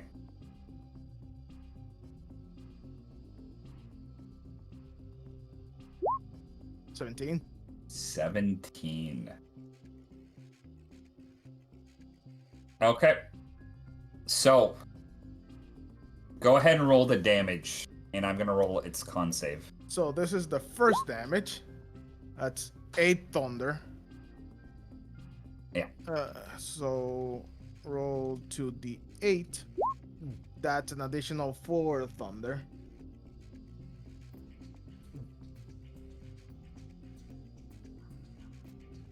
So What was the con save? The DC is 8 plus 3, that's 11, plus my wisdom 3, so 14. Okay, it just barely fails. Hey, This thing is stunned. He's stunned, and his next attack will be made with disadvantage because Shingen Ryu. Okay. Seox, roll me a perception check as your attack basically starts ripping parts of his suit from his body. And 17. so you notice that the lightning is actually burning and singeing his skin.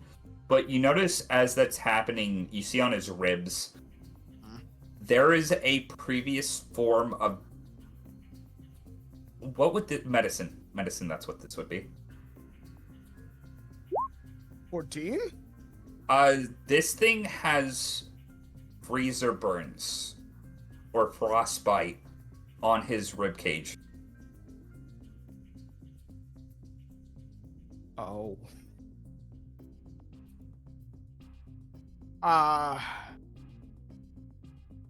Okay. Next attack, I guess. Okay, roll next attack. Another nat 20. God damn it. Let's start rolling again. Holy shit. Roll20 loves you today. That's a 1. Okay, this is just gonna deal the extra damage, but holy shit. So 9 plus 3. 2d8. That's 8. More 8. Okay. So a bonus action, but flurry of blows, and with the gate, so they are free. So 25. If I was gonna hit this thing. 8 thunder. Last one. That's gonna miss. Yep. Misses. Actually, no, he is stunned. Oh, he's stunned. Yep. Well, what stun mean? He can't move. Well, that and he's also being flanked by the three kings. Yep. 15's gonna hit. He put Oh. himself in this situation. He did. 7 slashing. Oh, thunder. Okay. Let me see what's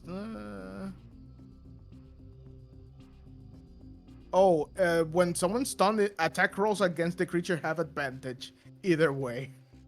Yep. A automatically fails strength and dexterity saving throws. Oh boy, he's okay.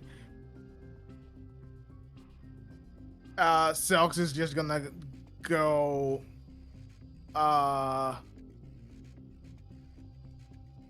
This is your chance to surrender, or be. You know what? That's it. Its creature is gonna make a motion with its hand. It is actually going to. It's not gonna be able to attack this turn, but it's gonna fight through the paralysis. And you're gonna see it shakily raise its arm to its neck and pull a finger across its neck. This thing is not surrendering, whatever it is. No. Oh, Coco. Well, this thing is not surrendering, and neither is Coco. We doing some Three Kings, and we doing some fucking light posts. Get in there. Go. Okay. Street light. 25. So it's 11. I'm not Uh, flanking with anyone. It's done. Oh wait, yeah, because it's stunned. Yeah. Okay. Okay. And I have 2 attacks, so I can do one more. As the cokist. 13. 13's not gonna hit this thing. Yeah. That's okay. 19. 19's gonna hit. Okay. 7 lightning. Okay. This thing is We're stopping the convulsing. hell out of this. And I can't do it its turn this turn, so Grifter, you're bleeding and you have just been rolled over. You're now halfway buried in the sand, prone with this with hand bone. So we both are. Yes. Well, I'm glad I get to go first. Yeah.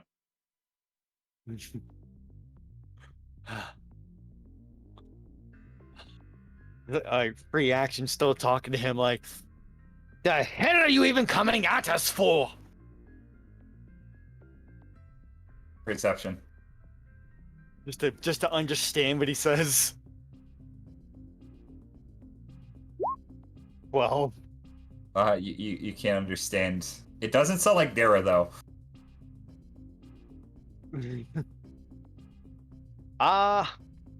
So I'm going to use my movement speed to get up, of course. And he's prone right now. He is prone. I am going to, let's see, move to this side. And let's see. My shadow is currently restraining him, so I can't use that.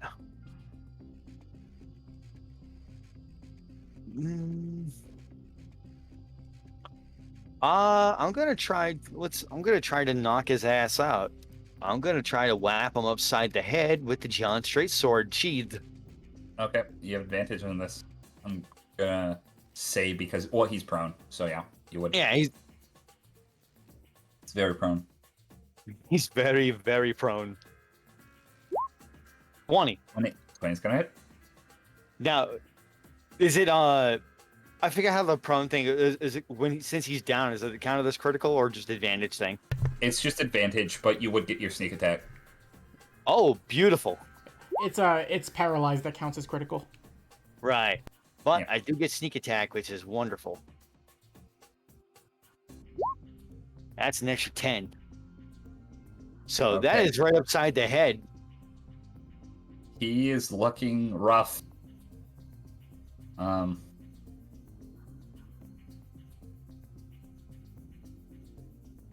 Is there anything else you want to do? Let's see. To Bun Dynamite. Bun,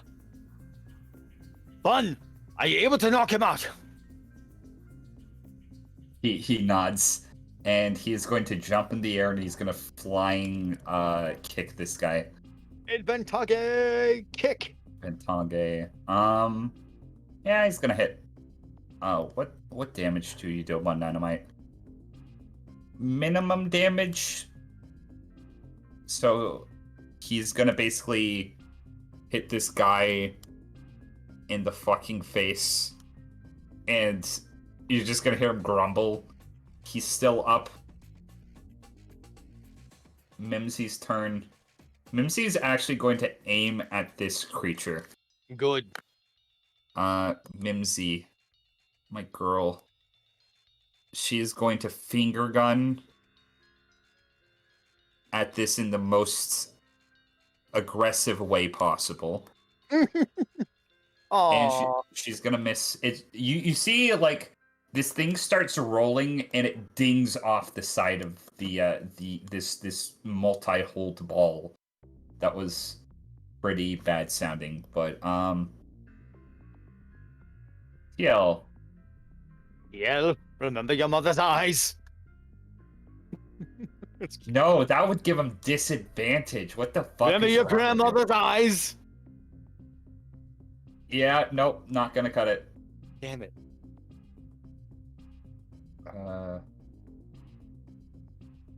Leanne.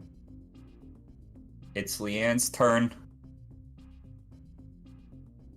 Oh, what will you do, Leanne? Okay, she has two things she's gonna do. First thing, she's gonna have advantage on this attack. Leanne, you are a fucking trooper. Okay.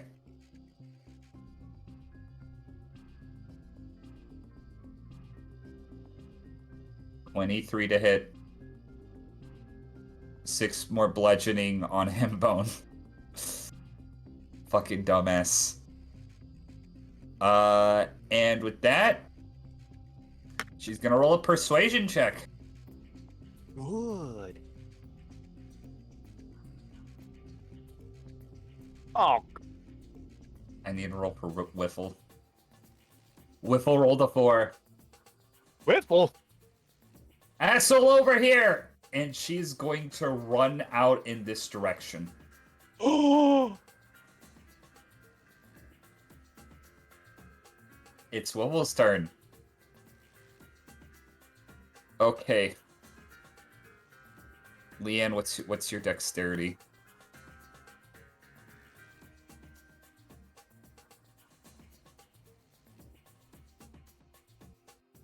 Dex save. 14. She's not gonna make it, but how much damage do you take? She's going to take 10 points of bludgeoning damage and be rendered prone. As Whiffle is going to run over her. And it's going to be Hambone's turn. Prone and restrained. Prone. Well, he's technically grappled, but he's going to try to break out of it. What's the DC? DC is, I believe it's 15. Yes. Oh, this asshole. He beat you by 1. Fuck. He is going to start flailing the propeller around wildly, and he's going to start digging into the sand. And he is going to, as far as you know, going to disappear. underneath the sand.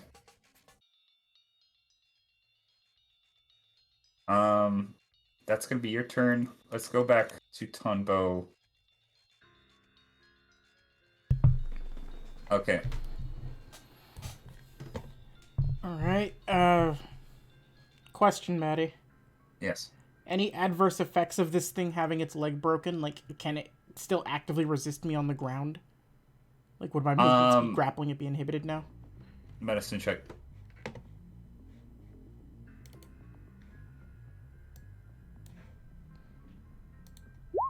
$14.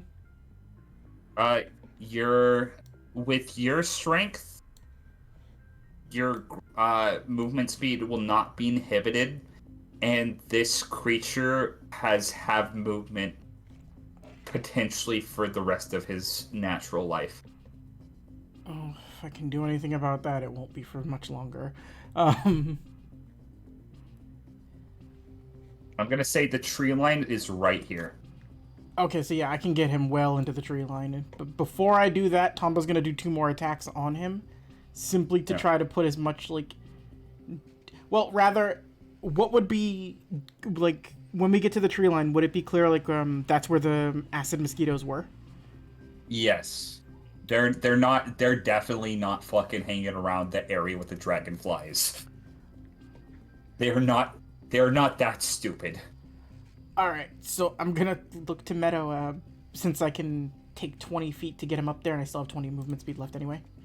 Yeah. Let me just... Alright. Meadow! And Tombo is breathing heavily. Best way to aggravate the mosquitoes. I would say...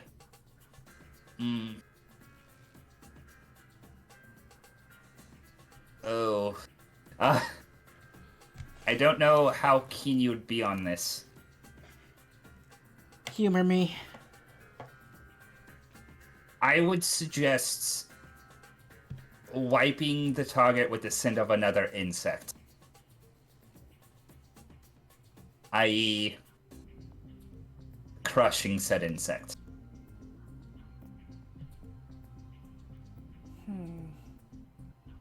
Betty, I have a question for you. Yes. With the way Tombo cellularly is right now, can Tombo use his own blood to do it? Yes, you can, but you're gonna have to make an attack on yourself. Alright, I think Tombo can hit Tombo. I was thinking more not necessarily like an attack, but like, could Tombo like bite his lip and spit it at this dude? Yes, but you're still going to be taking a certain amount of damage. Oh, I'm fine with taking the damage. Like, I'm fine with whatever damage you want me to roll for this, but it'd be more to, like, put blood on him as a bonus action before hurling him into the mosquitoes. Okay.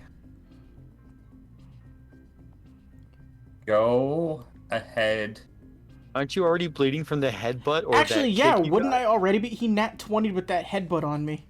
Here's the thing. He did a headbutt on you. That doesn't mean that necessarily that part of your body has a lot of insect cells. What?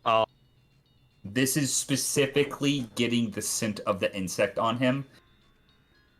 All right, you would then, probably need to attack a part of your body that is more overcome by the insect being there. probably his arms more than anything else, since that's where this goes into. All right, what do you want me to roll to do this? It's an auto hit. Just roll one of your attacks. I'll roll my basic punchy.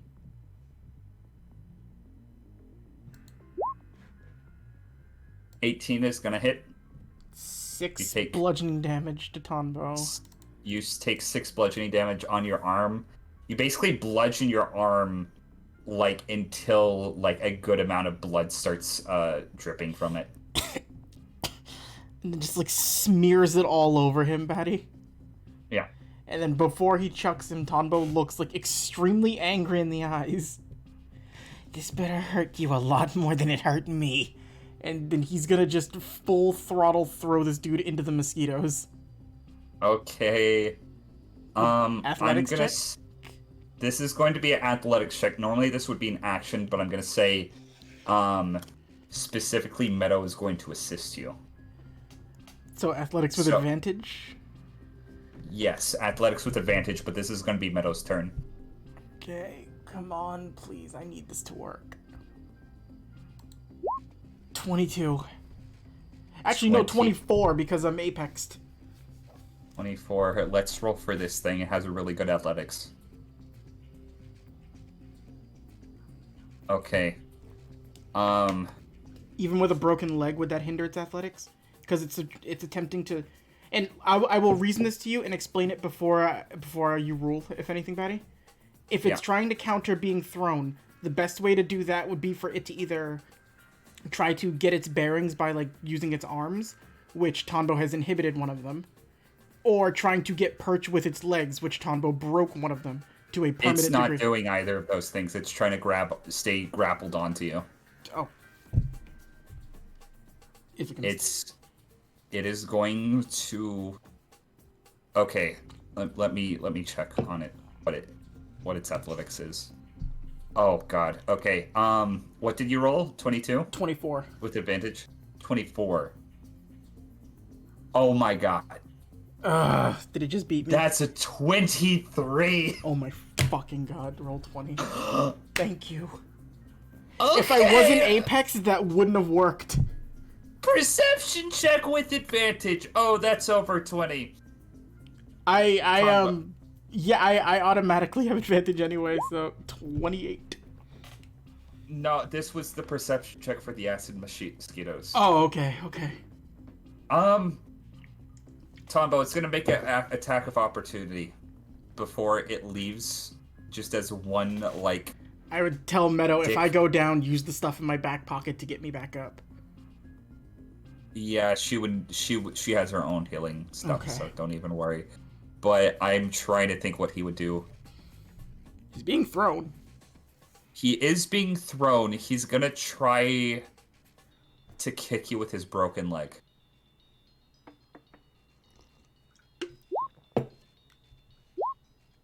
Nope, that's not gonna hit. 22 doesn't hit. Oh, Would it be with because this? of Apex. Is it disadvantage with Apex? Because he's using his broken leg. Sorry, that's what I meant to say.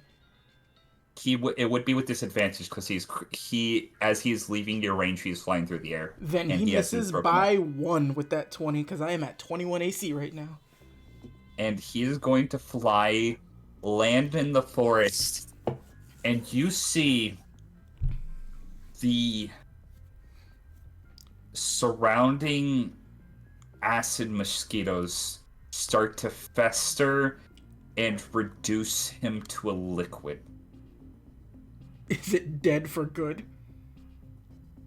It takes a concerningly long time, maybe a couple minutes, but after that amount of time, its hand falls limp.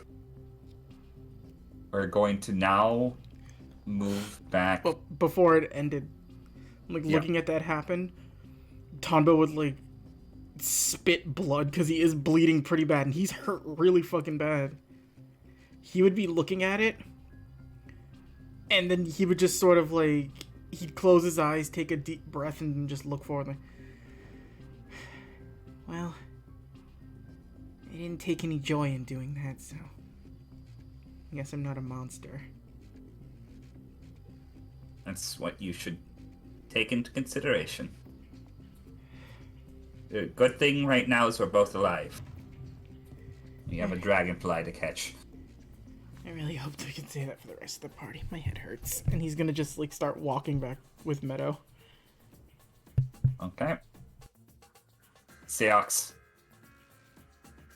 This thing is being double teamed by you and Coco. Roll me a perception.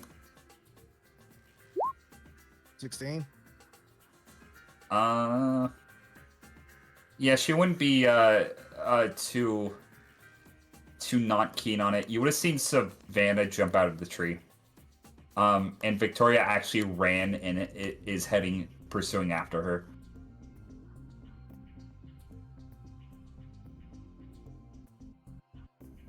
Okay. Well, I guess it's punchy time.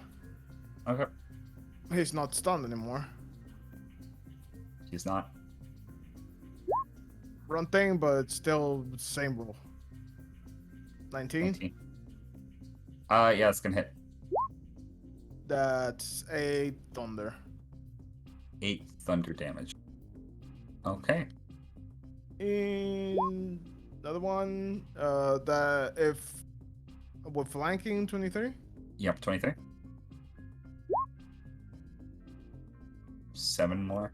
Yeah, 7 thunder, and then bonus action. I'm just gonna. Yeah, I'm gonna just keep punching. 22, 22 is gonna hit. 11, and last one. 27. 27 is gonna hit. That's 9 thunder extra. Okay. I'm with the last one. I'm gonna expend one more rank key to try and stun him. So DC is 14. 14. And that's a con saving throw, right? Yep. He is stunned for another round. Hey, I should have done that earlier, but oh well. Yep. Coco. Okay. We are going to abuse this man 6 ways from Sunday. Streetlight. 20. 20 is gonna hit. Yay. 25. 25 is gonna hit. Yay. And 3 Kingus. That Oh, is- 13, actually. 13 is not gonna hit. Figures. Yep. Okay. So in total, that is 530 damage. Holy shit. Okay.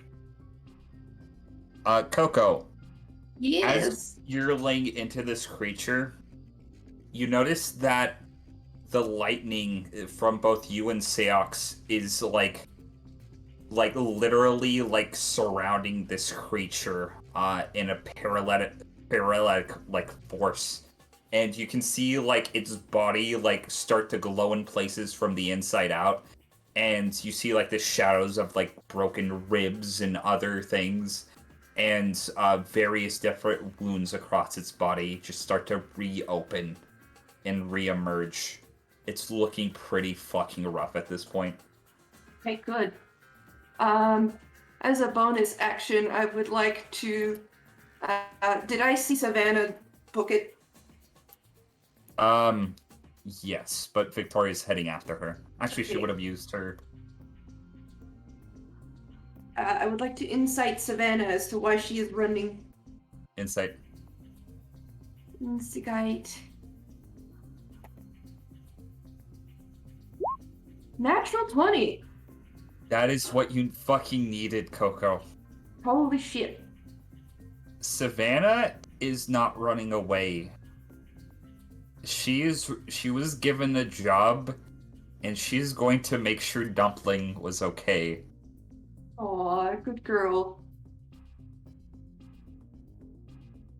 She And- sleeps with both eyes closed tonight.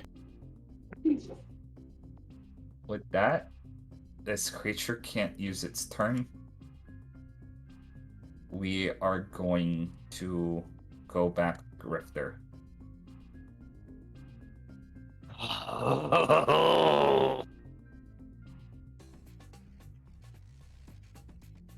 Grifter, Henbone just descended back into the sand. You don't know where he is. Okay. So Mimsy is currently like on that rock area by the pillar. She's okay. Yeah, she's fine. Okay. And let's see, how far away is that? I can reach it. I am going to. How far away is this? Please. Damn it. Too far. Hmm. Let's see. How to use that?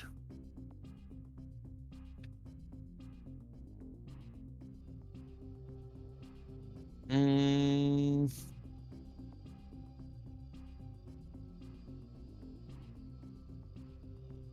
Frig. Everything's too far away from that. So I am going to try to get some cover from this pillar here. Yep. Okay. I'm gonna be on the rocks. I figure he's going through the sand, not rock. Yeah. And I'm gonna try to use this as cover for Whiffle. Okay. Do you know hmm? this actually you can so the mechanics of cover, this would count as half cover, so you can add a +2 to your AC for the moment. Nice. Does that work with considering as a pillar, does that work for dex saves? It doesn't work for dex saves, but roll an intelligence check. 15.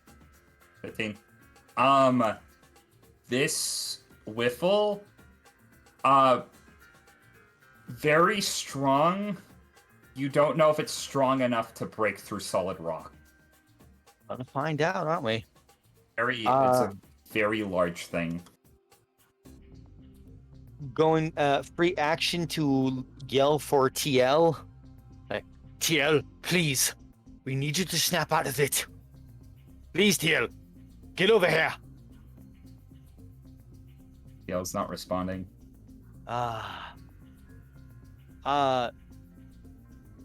Going to ask Bun to assist TL. Assist how?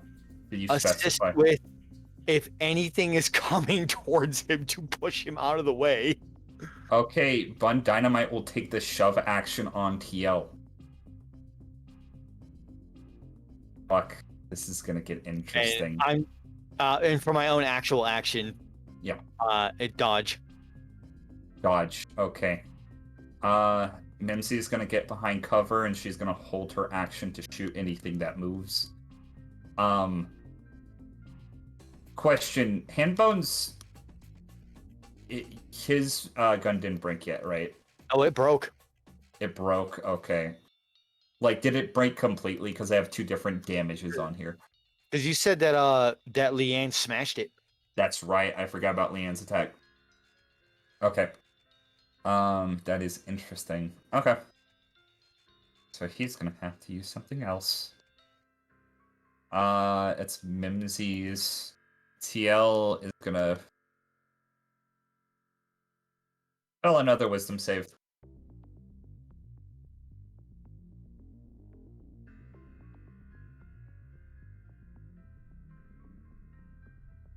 Whipple's turn.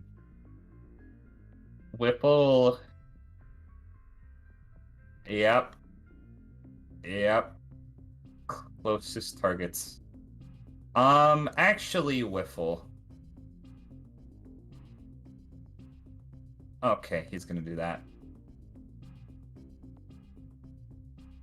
Yes. Okay, that's what he's gonna do. Actually, wait. Fuck. Nope, that's better. Okay. He is going to make his way towards TL and Bun Dynamite, and Bun Dynamite is going to use his action to shove TL, which is going to work. Thank God. Bun Dynamite's going to be in the center of this. Not good. And he's going to auto-fail his deck save. Oh. So, Buddy, Bun Dynamite. Okay. How much damage are you going to take? Minimum fucking damage. Thank God. As basically what you see happen, Bun Dynamite is going to stand his ground, and you're not gonna see what happens to Bun Dynamite, but you're gonna see this ball actually fly up into the air, and you like cringe because it's about to come towards your face, but the rock that's in your way basically blocks you and Mimsy and knocks this over this way. Hey! It's going to be Hambone's turn, and he is going to emerge out of the sand. And is he going to do the stupid thing or the smart thing? He's going to do the smart thing. Ah. Yeah. Hambone is going to emerge out of the sand and me bring him to this layer. Bop. Kind of jump into the air about 30 feet. And he's going to make a couple of revolver shots. Oh, he's got another gun. He's got 2 guns. Okay. Okay. Question. Yes. Actually, a 20 hits you, right? Ah, fuck. Yep. You and Mimsy are both going to take... Oh, wait. Dodge action. Dodge action. I forgot about that. Okay, that's still probably gonna hit you as a 21. Yeah. So you are gonna take 10 points of piercing damage, and Mimsy is going to take max damage at 16 points of piercing damage. Fucking lord. I still get my reaction? Yes. Okay, so it's halved to 5 from me. Okay. Dan, did you have cover or anything? I did, but it still beat me with 20. Sorry, I'm just Yeah, not used to it, so I heard it and I was like, wait, I didn't know it was a thing. It was a really good hit. The thing is, even if I had Black Waltz up, it still would have hit me. Yeah, okay. But that would proc Mimsy's attack, actually. Ooh. Forgot it. 23 is gonna hit. Do 7 more force damage to Hambone. Hambone is looking rough, but he is going to descend further down into the sand. And he's gone again. Leanne's turn. Oh, I know what Leanne's doing. Leanne's gonna run out in front of Taro and Bun Dynamite, and she's going to throw down so she's gonna use her bear traps. And with that, she's going to stand in front of TL. We are going to go back to Coco and Seox. So basically what happened is Coco and Seox, through your teamwork, you have basically frozen this creature, whatever he is, in place with a barrage of different lightning-based attacks. His muscles are conversing, his flesh is burning, and he doesn't look like he can take much more of this. Seox, it's your turn.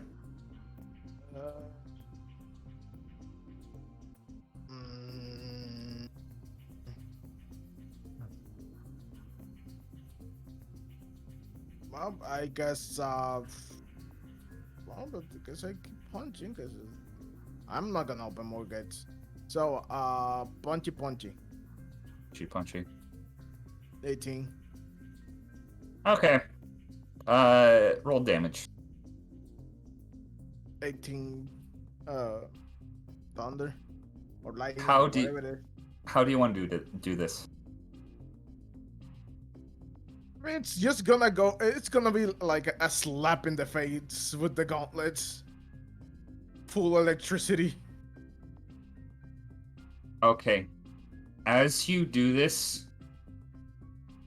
you slash towards the bottom part of his face, Seox, and you see underneath the layer of flesh what appeared to be some sort of mouth opening. There are no lips there, but there is teeth. If there were any lips there at any point in time, they have been since removed. And this creature is gonna fall over dead. What the hell is this thing? I don't know, but whatever it is, we beat the ever living shit out of it. Okay. I'll let you guys investigate that after we get through the final bit of initiative. Okay. Grifter, Yes, taking a lot of damage. I have. You're bleeding on the rock, and you know that Hambone isn't looking too good earlier, but he could come back at any second. He could. And In the addition biggest, to the in biggest addition to- threat is Whiffle.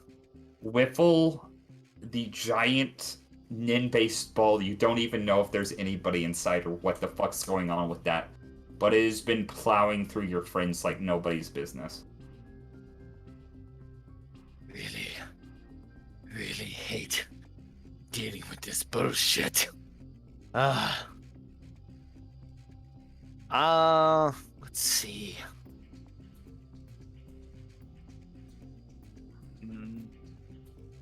What am I gonna have you do, boyo?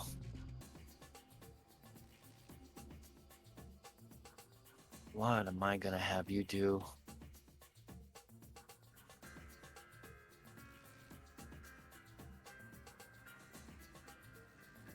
It's definitely in range of anything I could throw at it.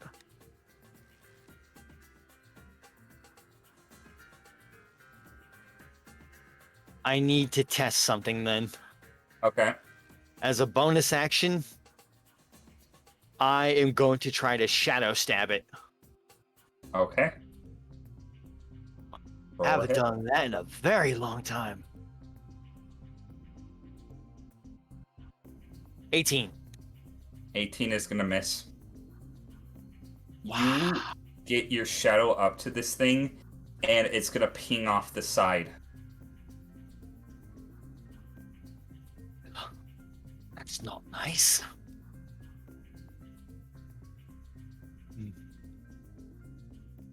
Let's see.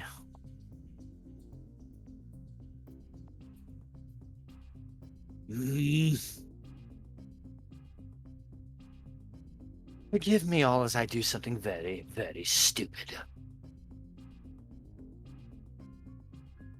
Going to run for cover on this side. Okay. And I'm going to yell to get its attention. Persuasion.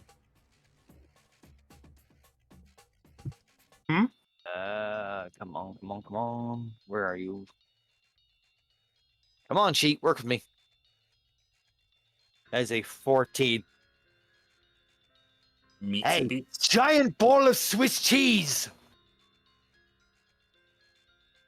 It's gonna turn around. It's identical on all sides, but somehow you know it's facing you.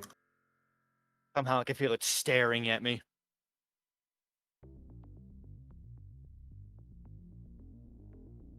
It's gonna turn its direction towards you. Is there anything else you want to do? Is that an action to shout that? Yeah. And then I'm gonna have to deal with half cover. Okay. How many rounds has this been? I think this is our 4th time over here. Fourth time. Okay. Trying to think of something in my head. Okay. I need to pull up somebody's sheet real quick. Oh, great. Another character. Okay. Nat 20, fantastic. Okay. Interesting. Okay, so Mimsy is going to do what she was doing before and train her finger gun, keeping her eye in case if Handbone ever like makes an appearance again. TL's gonna snap out of it. Finally. He's gonna shake his head. He's gonna like analyze the situation. He's very scared and he's sweating right now. Desert heat, but also something else. And I need to roll something. No, I don't. No, he can just do this.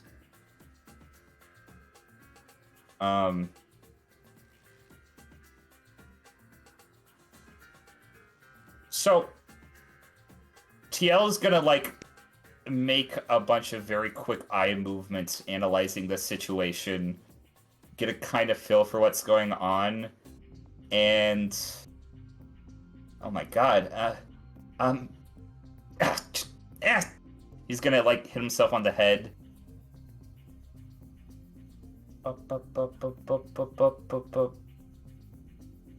That's fun. Hey, Grifter. Yes. TL is going to run in front of you. What are you doing? I don't know what you have planned, but this is the backup. Trust me.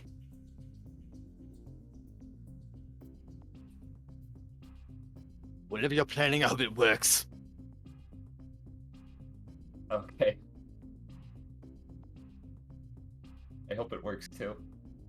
Oh no. Whiffle is gonna go next. Okay. How fast can Whiffle move is the good question. That is what's going to play into what happens next.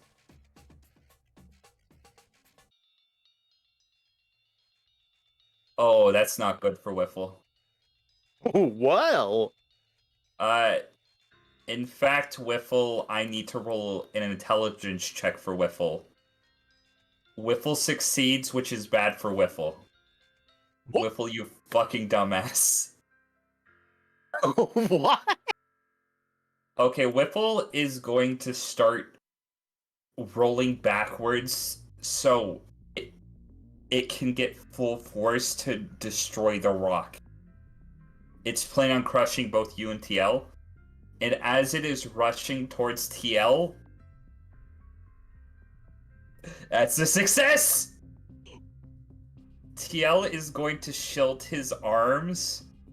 Grifter, I want you to make me a strength saving throw.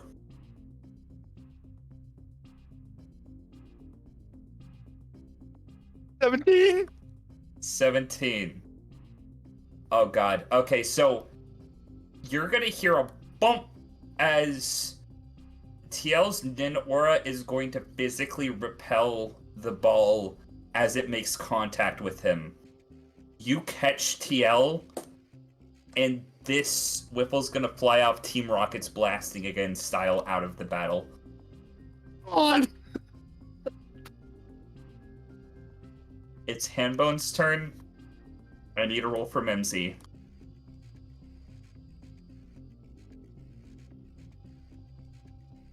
That's gonna hit! Okay, so right as this happens, you're gonna see Mimsy aim her gun. Handbone is going to fly into the air and aim his revolver at you and TL. And Mimsy is just going to fire off an invisible blast that is going to render Handbone unconscious on the ground. Oh my fucking lord! And that's where initiative is going to end for now. God, TL and everything, just seeing Hambone drop. I'm falling on my ass. I'm still holding him. Like, Did we do it? I think so. Now, Grifter, Yes. after all of this chaos, you see this rectangle is going to fall and shatter on the ground into a bunch of glass shards. Uh-huh. Roll a perception check. I hate you, Batty. 28. That was You almost look- a nat 20. You look around. Every single pillar has a mirror on top of it except the middle one. I'm so tempted to kick you from the fucking call.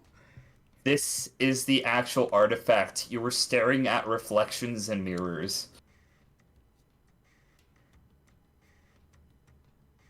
Just going to get up, dust myself off, give TL a hearty pat on the shoulder, making my way to this.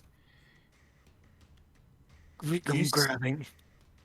You see an embroidered war kilt that counts as a piece of the pelvis.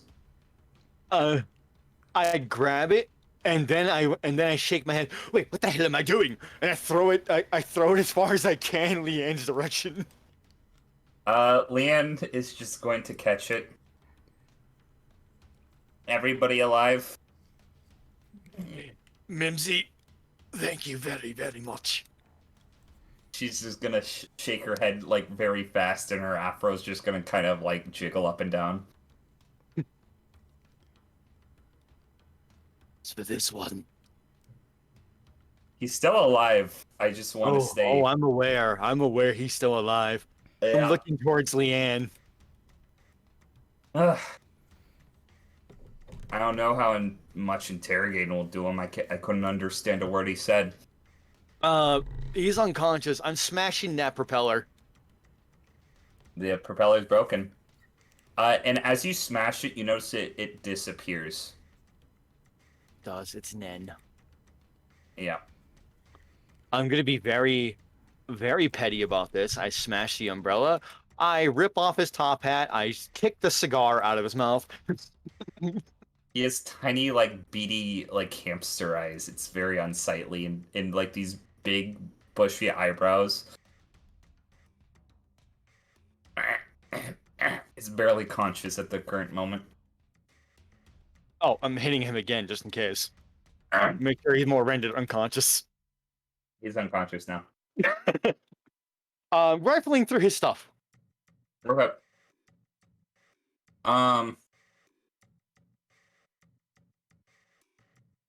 You see, roll me a survival check. I'm not good at those. You find only two things. You find the revolver that he was shooting you with. No, taking that. It has precisely one more bullet in the chamber. And you would find a little note. Okay, what's it say? Consider this tryouts. And on the backside, there's a picture of a rat. Motherfucker.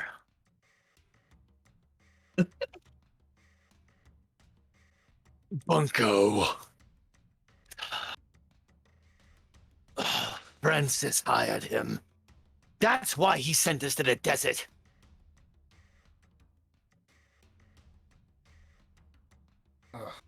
Wait, so the guy that... Leanne's just gonna kick the sand. Actually, no, she's gonna kick this pillar and the mirror's gonna fall off and shatter. Yeah, I'm kind of more inclined to, you know.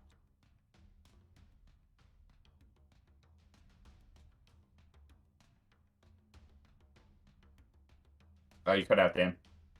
Oh, I was saying I'm more inclined to, and I'm doing the motion like across the neck.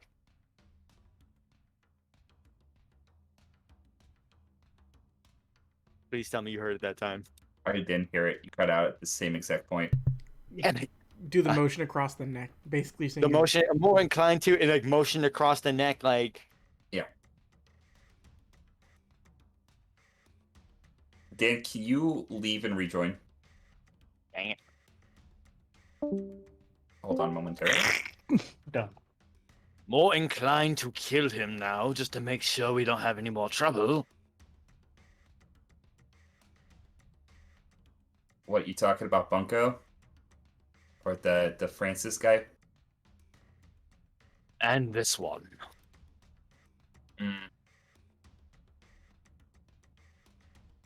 Leanne's gonna say, do what you need to. I don't want to do it, believe me. But what's to stop him from coming back after us and just saying, "Oh look, I won." Wait a minute.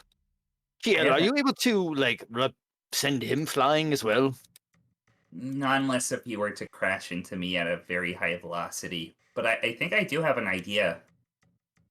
Okay, I'm listening. Can you wake him back up? Let's see. He's just gonna you're gonna just shake him awake. He's gonna. Oh. TL Right. is going to lick his hand and put it on this guy's face.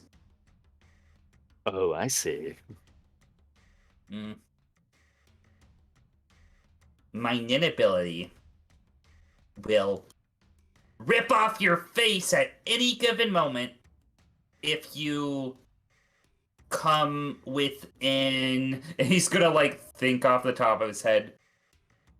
500 feet unless you start running now. And I'm gonna have him roll a deception.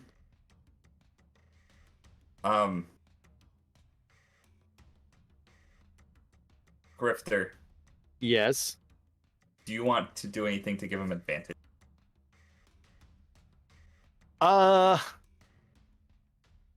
Let's see. Am I able to actually, yes, to give him advantage, can I do the shadow thing that would instill fear into this person? You can instill fear into this, but it would be it would be weird because it would basically you would be giving him the sense of fear, but for a completely different entity that he would be unaware of. Okay, then I would just look at Hambone here and just tell him like, I'm going to tell you right now, the last person that this happened to, well, it wasn't pretty. I mean, he didn't die immediately. He did get ripped in half, but they had to, put a bullet in his head to put him out of his misery. Oh yeah, it was horrible. And with that, TL's just gonna pull on his Nin aura just a little, just to give a slight tug on his face, and this guy is going to just start running, crawling in the sand, tripping over himself, just running away. Do give all regards to Francis Marlowe and the Bunko people.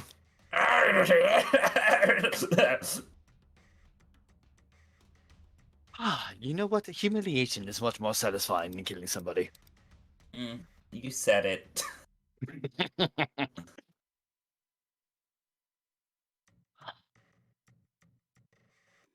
You gonna live? Well, I will say I have been through worse. You're telling me. How you holding up, Bun? Bun Dynamite doesn't respond for a second. You think he's buried completely under the sand and/or has been dissipated, and then after a second, he's going to burrow up. He survived the attack. I swear, that rabbit's dynamite. You're telling me. I'm bleeding. So am I, buddy. So am I.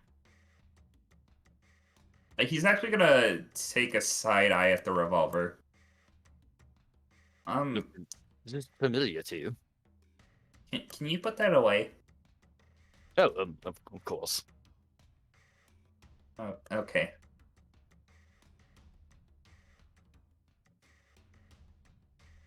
Oh well, I guess we better keep going or find somewhere to rest up.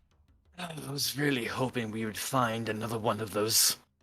We found a worm temple. Well, maybe it's, just a little farther somewhere. Well, here's hoping. Hmm. At least if we find a temple, we might be able to bunker down in there. That's true. Oh well, let's find shelter. Agreed. Uh, Hmm? Yep. What are you saying? Oh no, I just agreed. Just again, I'm gonna take TL's lead. Okay. Roll an insight check.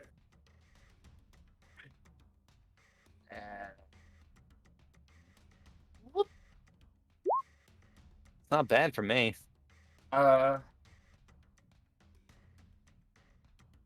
He can't play it off. Okay. This is where we're gonna end Grifter's scene for the session, but you notice that TL is kind of side-eyeing where the Gatling gun had been destroyed, and he, takes a quick look at you for a second, where you've been hit, and then he looks back. Given everything that you've noticed up to this point, He doesn't like guns. he doesn't like guns. Oh. Okay. Convo, Hello.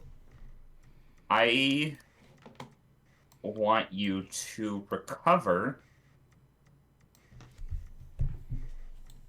24 points of health as Meadow sits with you for a second to start patching up your wounds. Okay. Ow. That's pretty hard. You're gonna live. Yeah, I've been through worse.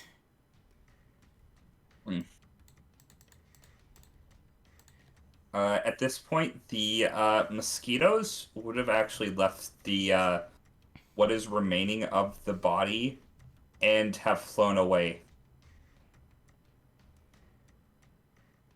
Can I inspect the body before we head off? You can try I whatever's figured left. there's nothing left. There's still some things that are left. Investigation? Yes. 8 unless Meadow's assisting. Meadow would assist you if you would have told her to. Yeah, I just want to check this before I go real quick. In case we run into more of these things. So, the acid has seeped from the body. It's kind of a very grotesque sight. Not because of, the remainder of what's left is barely there. But you do see this kind of disgusting brownish, reddish liquid, and even, yellow in some places, just kind of seeping from where the mosquitoes took, basically ended this creature's life. Looking through it, though, the thing that concerns you the most, the suit, other than the places that you physically attacked it, is completely intact. Can I check and see if the suit is primarily the Nen-based part of it? Roll an check. Oh wait, an intelligence check or a Nen check? Nin. Oh, then no, not one. You don't know. But you do notice with the 19 investigation, you would find 2 things of note. You find you're looking in like the lapel pocket. You know, the one on suits where you like put a rose or something. Mm-hmm. Or and you would find 2 things of note. The first thing is a lemon drop. A single lemon drop candy that has been perfectly wrapped. And it says mustard yellow lemon drops. And also on the inside of the pocket, you would see a number. What number It's- do I see? You see the number. It's not a number, it's more of a code. FFC 400. Hold on.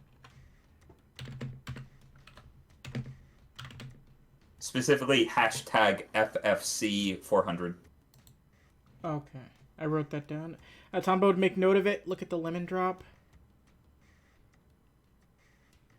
Oh my god. Well, at the number Ring any 4 bells? FFC. Can I roll a history check on that? As we like walk. Yeah. 4. Nothing about it seems familiar at all. No, I don't think I've heard of this, but if the number 400 is to be believed, there might be 399 more of these things around here. Well, that's terrifying, but you can always. It's not why I want to roll. Okay, she would have only got this on an at 20. She doesn't know either. I better stay clear of them. Yeah, it looks like dissolving them's the best way. We got more pertinent things to worry about right now. Yeah. We need to track down the dragonfly. Yep, let's go track these things down before they leave. And I guess if I'm still in Apex, I guess if I'm like this, you want to ride? No need. And she is going to twirl her walking stick, and you're gonna see 2 gigantic barn owl wings emerge from the sides. That is really cool. I know. And I guess we'll just fly off towards the point of a dragonfly. Okay. That's part of the session. Coco and Seox. You start breathing heavily after you started welling on this thing that didn't even seem to die for the longest time. You hit it with so much fucking force, but eventually it did go down. And after writhing on the floor, it becomes still. Okay, I think it's gone. Weird. And also, I think I went overboard. I should have killed him, but No, we should have definitely killed him. We can get a lot of information from you. Rolling the medicine checks on it. Medicine check. I will help. So I'm what going is to. I have a med kit too, so I can like poke and prod at it with stuff. So I'm what- going to. What's this med check for? I'm investigating. Well, basically, I'll perform an on-spot autopsy. Okay. Medicine check with advantage. 19. 19. Oh my fucking god. So, as you're looking at this creature that is now dead, you're taking, like, note of it. You actually start to peel back its face. It has a pair of eyes. It doesn't have eyelids. It has nose holes. It doesn't have a nose. And it still has a mouth, but it doesn't have lips. She's taking like legitimate like autopsy notes on this too, like everything that she's finding on this. You discern that these parts have all been surgically removed from this creature. And there was a process that ensued that made it grow another layer of skin over its initial face. Betty, you did make a fucking SCP. It's not an SCP, goddammit. It's an SCP. Upon further inspection, you can discern that this thing, other than what has surgically gone through, is just a human. It seems like a very strong human, but a human at that. And you notice even in the face, like, flesh mask that covers its face, there is a little slit that does lead to the mouth, so it is apparent that it could still breathe and eat, but it was very unnoticeable. And I'm gonna say with that 19 medicine check,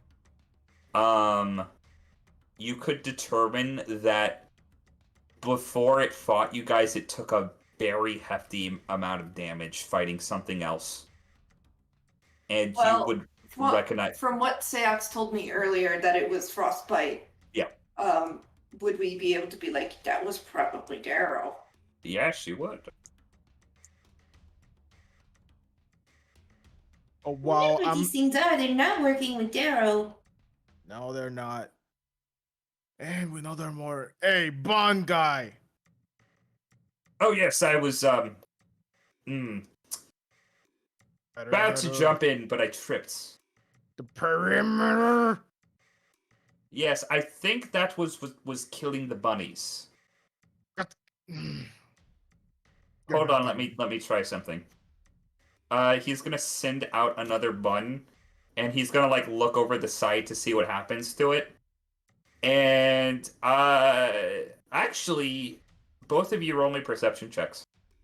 Ooh. Perception.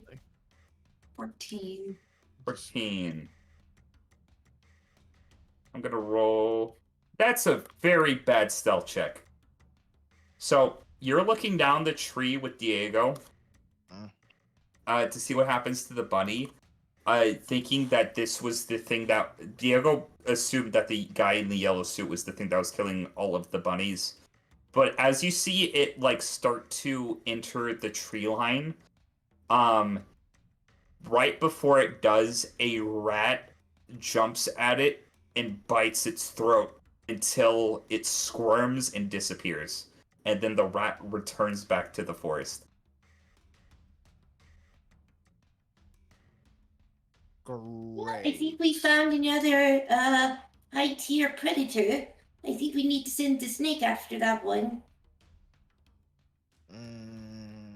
Duly noted. Victoria, is everything all right down there? Oh yes. The dumpling has she's all right. There was a little hovel that apparently Savannah found that she was hiding in. Animals don't seem to like those things. Not at Yeah, all. they do freak me out, I won't lie. Well, trying to see if this thing has anything. You can roll an investigation check with advantage. Or survival. Gonna roll survival. That one. With advantage. Oh, 22. Yeah. Diego would be assisting. You find two things of note. Actually, three things. There is a tag on the suit. It says, it says Mr. Smiley's haberdashery. You look into the pocket. You find a lemon drop that says, basically mustard yellow lemon drops. And you look at the inside of the lapel pocket, and you would see a number. The number is... hold on, let me pull it up again. Hashtag FFC 400. Oh. Well, this means something.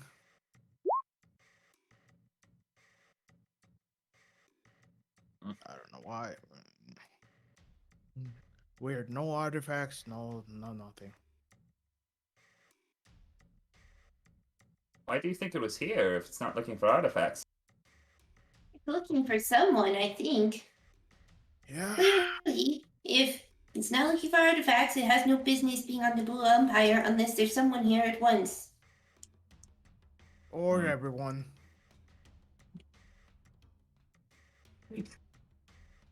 Interesting. Excuse me, what did you say? Everyone?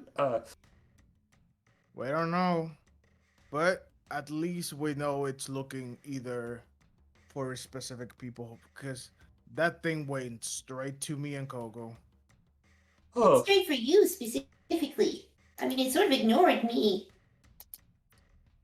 you're gonna see like Diego kind of act faint and like fall over into a chair, but the chair, two bunnies like stacked up on top of each other, like barely supporting his weight. I'm starting to think this going to this island was a poor business venture. Yes, it was, Mr. Diego. Why did you come here?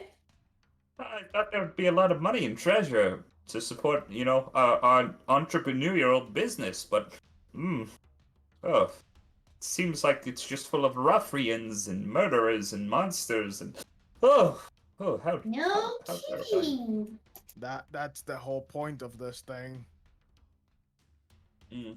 It's Oh. the whole whatever team they are against just our party.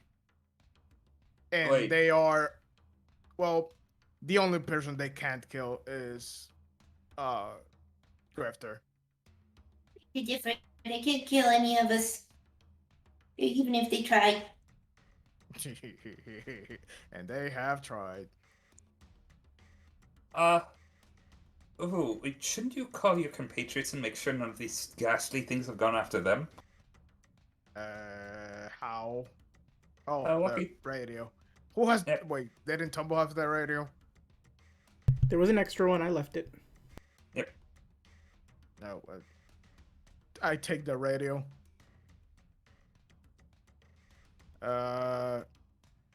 Guys, are you okay? Currently being attacked by a Yeti.